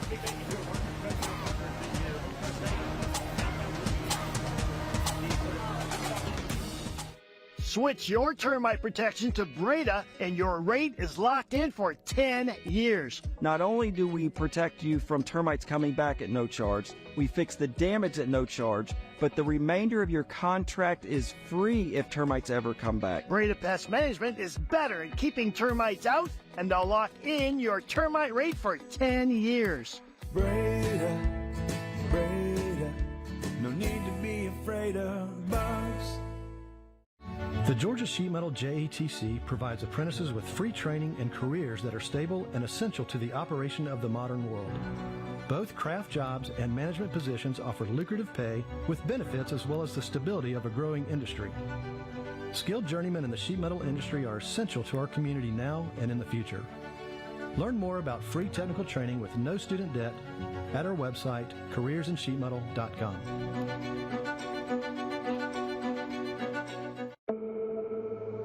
You'll still have common days. Get caught in traffic during your commute. Overthink a text message. Get a song stuck in your head. This is not one of those days. A few weeks a year and you'll discover the most uncommon time of your life. Transform your outdoor space with Inspired Landscape Solutions Incorporated. With 34 years of expertise and a passion for innovation, we offer full-service maintenance, custom hardscape, outdoor living design, irrigation, lighting, and so much more. Whether you're envisioning a serene garden retreat or a vibrant outdoor entertainment area, we bring your dreams to life. Inspired Landscape Solutions, where creativity meets craftsmanship. The GeorgiaConstructionCareers.com Drive for the GHSA state title is sponsored by the Georgia Elite Classic, Georgia's largest all-star games, the Georgia High School Football Hall of Fame, Georgia's best high school football tradition, Gordo's Fiesta Every Day, Dog Nation. Visit DogNation.com for the latest Georgia team news and recruiting information. And by Georgia High School Sports Daily. Live weekdays at noon on the Peachtree Sports Network and Atlanta News First. Welcome back, everybody. Brand new score. North Gwinnett on top, 21-7. Here's how it happened. Our Breda Pest Management scoring summary. Wilson Taylor spinning and fighting and getting free and on his way to the end zone. Love that run. Feet moving. Kickoff here will be returnable from inside the 5. It was Rashid Fuller. And so now it'll be a long field coming up for Colquitt County and a 2-touchdown deficit trying to cut into. You see Fuller a little bit. Hobbling off a bit. They got that final. Grayson beats Thompson in overtime, 24-23. So close games 2 weeks in a row against challenging competition. Last week against Raven Gap, which is a Georgia school, does not play a GHSA sanctioned schedule because of its international student population. Lamar trying to make something happen. Helmet came off. And this week against Thompson of Alabama, which is one of the premier programs in the state of Alabama. I'd like to see him get him involved a little bit in the pass game. I know it's a different offensive series right now, 21-7, but I'd like to see him get involved in the pass game a little bit. Get him out in the space with a little speed behind it. 8 receptions, 172 yards, 2 touchdowns through the air a year ago. Got 2 yards on that at 2nd and 8. Lawson wants to throw. Good coverage, and a flag comes in. Bryson Ford was blanketing him, but maybe too close. Right coverage on the play. Let's take the flag. I have to see that because it looks like he come across the top with his left hand. Now, where is they usually get you with that right hand? Should be a good view here. Might have been the hand on the back. Yeah, maybe. Pass interference. Defense. 15-yard penalty. First down. Malik Walker was the intended target. Coach Godfrey's not going to be happy about that. The angle that we had certainly made it seem like there could be almost a little arm around the waist. Yep. Referee was on top of it. 8:42. Clock not really a factor yet, but keep in mind, Colquitt County has had to use a second-half timeout. Lamar is back in. Here we go. But it's going to be a keeper by Lawson. Lawson stays on his feet, and he gets a block. And then he gets hit right there along the sideline. The flag does come in. So Lawson absorbed the blow, stayed on his feet, got a really good block. We'll give credit to the blocker. And then is going to get the benefit of 15 extra yards, too. Watch him keep his balance here. You're going to tack on 15 for this one. Got to let up right there. Really got a couple of good blocks. Malik Walker was the one we saw in real time. I think Zion Ulrich laid some pretty good lumber, too.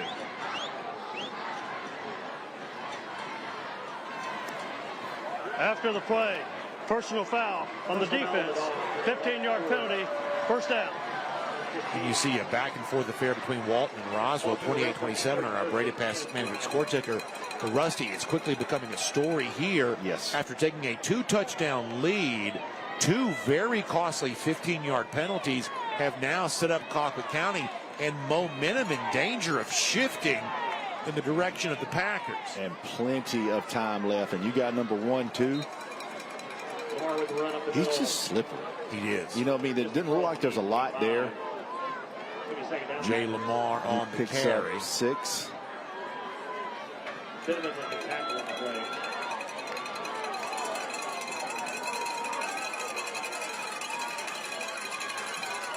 Lawson, hand to Lamar. Lamar going to be wrapped up, but get something out of that. He's some tired young men tomorrow. A lot of them be on college visits. Jay Lamar will be at Georgia tomorrow. Zach Lewis will be at Georgia tomorrow. You see Zach Lewis, by the way, right in the center of your screen. He wears number 75 for North Gwinnett. That looks like a power forward commit. It certainly does. Goodness. So big third down here, 3rd and 3. Wildcat. Lamar takes the direct snap, looking for a block, dances his way, hit right away. It's going to depend on the spot, and I believe it's short.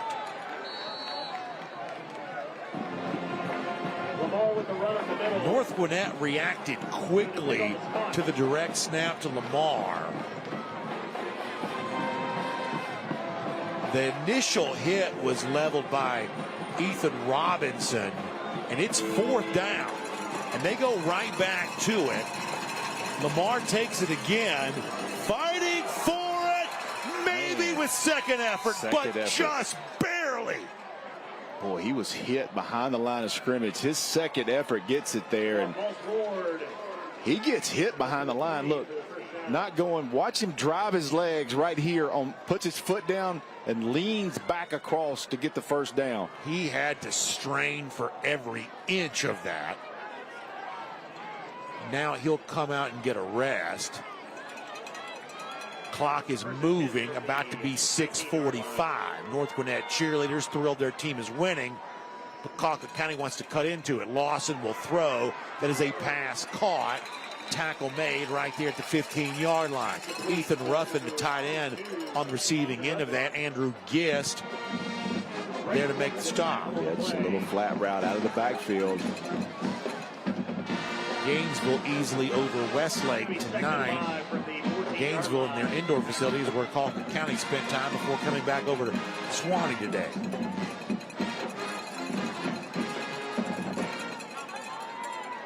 Handoff. Boy, nothing easy. My spy is telling me that Colquitt County enjoyed a lunch from the Long Street Cafe today. Over from Gainesville? Gainesville. Is that a meat and 2 or meat and 3? Meat and 3. Yeah, they those high school players didn't get 2. By the way, we're in the red zone here, brought to you by Iron Workers. Sorry for that insult. It's late. No, I can only imagine how much damage a Colquitt County football team can do in a place like that. 5:45, 3rd and 1. Lawson wants to run.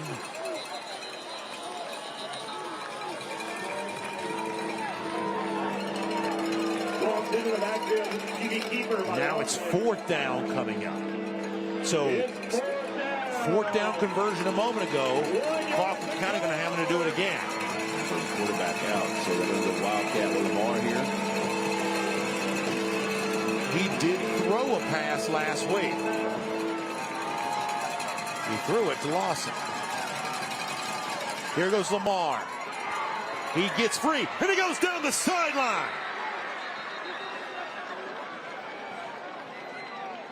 Lamar. What are they going to say you went out of bounds? I don't know, but boy, he made something out of nothing. Watch him turn this corner right here, run through 2 arm tackles. Another good block by Malik Walker. So he's probably out to 1 to me. Foot touched the pylon. I guess we're going to say, really say he's out of bounds more than 4. So they had him stepping out well before he touched the pylon. That makes it now 1st and goal. Lawson back in at quarterback. Lawson now will keep. Lawson going to be hit right away. I'm bringing him back out. We're going right back to the Wildcat. So that 55 right there, I believe, is Josh Jones. Only 57. I believe Josh Jones is wearing 55. That would make more sense.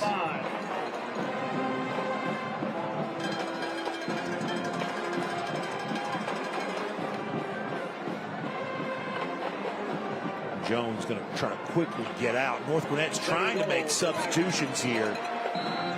And now they're going to have to call a timeout. They tried to run guys off late. But they're going to have to call a timeout because they didn't have their full personnel in. And so we'll take a quick timeout too. It's getting good here, folks. Colquitt County knocking on the door. Time's a factor. They need 2 scores. Plenty of drama still left to come. So please stay with us.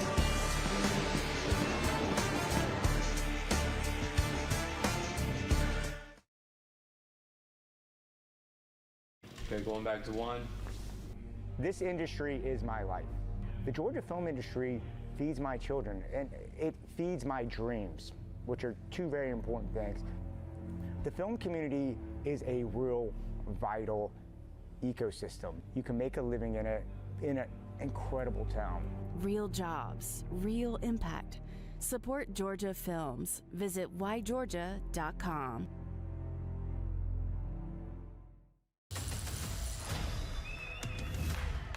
Looks like football is back. And Good Morning Football Overtime says, bring it on! You tell them, KB. Introducing the new faces, returning legends, exclusive access with every team on and off the field.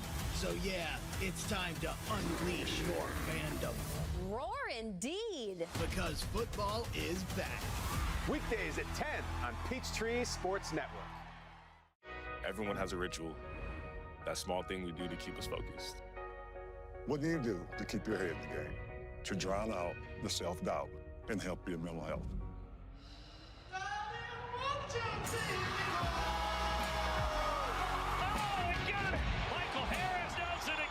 Because being the best isn't just about taking care of your body. It's about taking care of your mind and mental health. Find the resources you need to keep your mental health a priority. All right, here's the situation. 21-7 is the score. Colquitt County has the football on the 5-yard line. It's a second goal coming up. Previous play, quarterback run by Cohen Lawson probably lost a yard. Jay Lamar is back in at running back.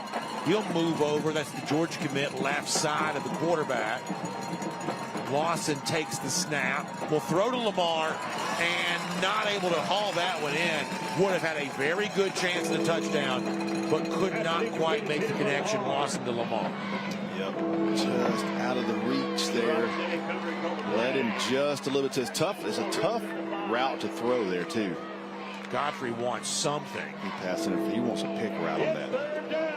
He thinks his defender got picked, and of course, I'm sure he did, but everybody runs that play in America. 3rd and goal. Yeah, that sort of depends on which side of the ball you coach. About is it a pick or a rub route? So Lamar back in a wildcat. A lot of blockers on the left side, but nowhere for Lamar to go. There is red everywhere, and Lamar shows some visible frustration. And I think he got flagged for it. Oh boy, that is a crucial penalty there. Just lose your cool a little bit. Slam the ball down, and they're going to get you for unsportsmanlike conduct, and Coach Calhoun is not happy at all with that. Man, that is going to be a very tough penalty. Because it'll be after the play. So goes to 20 now. And it'll still be it'll be 4th and goal, right? Unsportsmanlike conduct on the offense. 15-yard penalty. 4th down. Yeah, so it's 4th down because the dead ball occurs after the play. It's 4th and goal. Field goal doesn't really help you. Still wish they would have went back to Lamar in the Wildcat on 1st down. Just give him a second to breathe and get him back out there. Now, Lamar is not in at the moment. This has to be to the end zone. Yeah, they got to have this. Empty set now. Lawson wants to throw. 3-man rush. Pressure coming.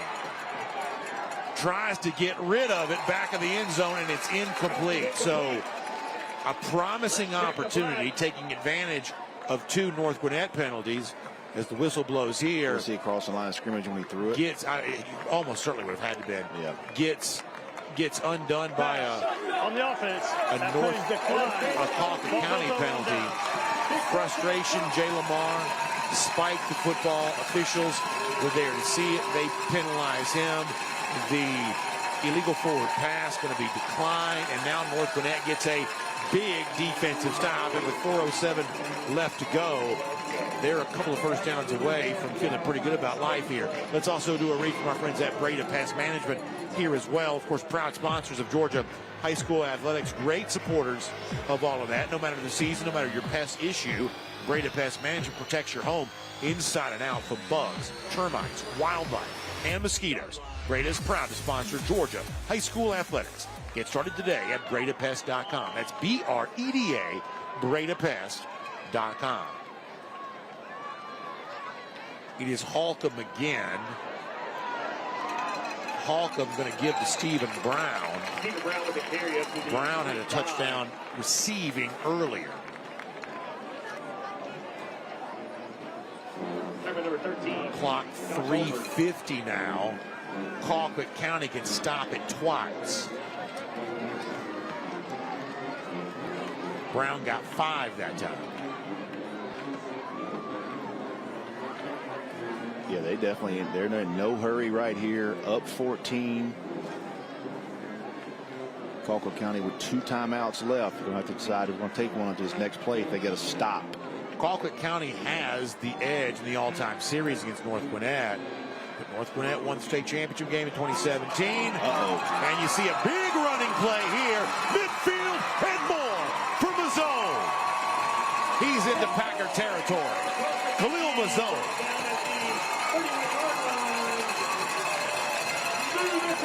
North Gwinnett senses the chance to win against Colquitt County for a second straight year. In Moultrie last year, trying to make it happen in Swanee tonight. What a job by their offensive line in the second half. They came out from the initial drive and had a good second half and continued moving the clock, moving the chains, controlling the football game. Clock now about to go under 2:40. Holcomb handoff. Running play again. This is Wilson Taylor. Looks like a Packer play going to be slow to get up. Caden King appeared to get a little banged up there. Actually, that's not Caden King. Let me correct myself. Palmore. It's Palmore. Okay, so while we have a moment, let's also remind you of this. Saturday, coverage coming from our friends at Atlanta News First. 10:30 to 11:30, you got ATL Live. Of course, Atlanta News First News. After that, until 2:30 p.m. Then it's game day coverage of the Georgia-Marshall game, 2:30 to 3:30. And, of course, Atlanta News First overtime after the final whistle. So big season opener between Georgia and Marshall tomorrow. Plenty of coverage of that all day long on Atlanta News First. Was it a 5-hour pregame show? A lot to talk about. Wow. A lot to cover. It's a lot. It's good. Our good friend Jake Fromm a part of that. Jake Fromm's going to have to take the Taylor Swift thing. You can't talk the night before. She doesn't talk the day of concerts or whatever. Jake Fromm's got a lot. He's going to have to maybe somewhere be a little quiet today. I may have to start doing some of that too. I feel like my voice is kind of been for a ride. It's always tricky when you feel like your voice is already strained because we haven't really started yet. No. Like we're just now getting going. Oh, man. There are months of. Hey, we're still tailgating. There's months of football left. There's not time to be still tailgating. Feeling any kind of strain on the voice right now. I do want to slow down, man. We're in week 3 already. Yeah, like don't do this to me. I was thinking about that as I was driving in. It feels like we just got started. It's already, as you say, week 3. You're gonna blink your eyes. It's gonna be senior night and homecoming. We'll be at the senior, we'll be at the freshman Georgia League Classic game. That's right. It just goes by so fast.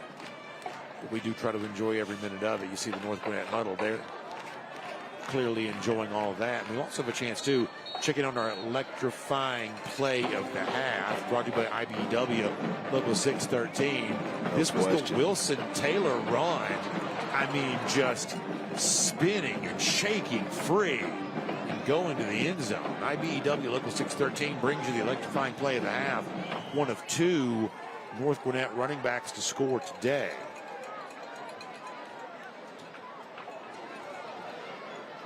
Third and 3. Hand off to Mazzone. Mazzone stays on his feet. Crosses the 20. That's another North Gwinnett first down. They have found something on the ground. Boy, they're running this counter, pulling the backside guard and tackle. Under 90 seconds. Colquitt County has just the 1 timeout remaining. A lot of snaps for that Colquitt County Packer defense in the second half. A lot of snaps. Boy, we'll be left to wonder as North Gwinnett enters the red zone on a goal-to-go situation just a moment ago, how that could have been different for Colquitt County. Yep, very much so. Red zone here brought to you by Iron Workers Local 387. And now victory formation for the Bulldogs. Holcomb takes the knee. Colquitt County can still stop it again. They may be wanting to wait till 3rd down to do so. So the play clock reads 25. Game clock is about 12 seconds ahead of the play clock.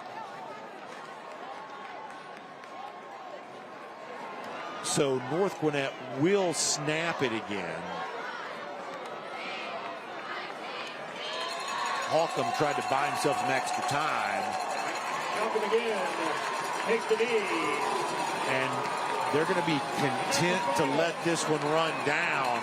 And what a win for North Gwinnett in its own stadium against a big-time South Georgia rival. For the second straight year, the Bulldogs take down the Packers. We talked to Eric Godfrey this week. He says he doesn't know that the North Georgia-South Georgia rivalry in the day and age of social media probably means as much maybe as it did in days past. But boy, the sense of elation on the part of these North Gwinnett fans, they're certainly excited about the moment. Listen, I can tell you that anytime a North team plays a South team, there's some extra to it. You can say they play a lot more nowadays, but there's still North Georgia versus South Georgia, especially in these big boy games. A lot of pride on the line. I could not have been more impressed with North Gwinnett and what they did in the second half to physically take this game over up front. It's a team that's looking for a new starting quarterback after the graduation of Ryan Hall.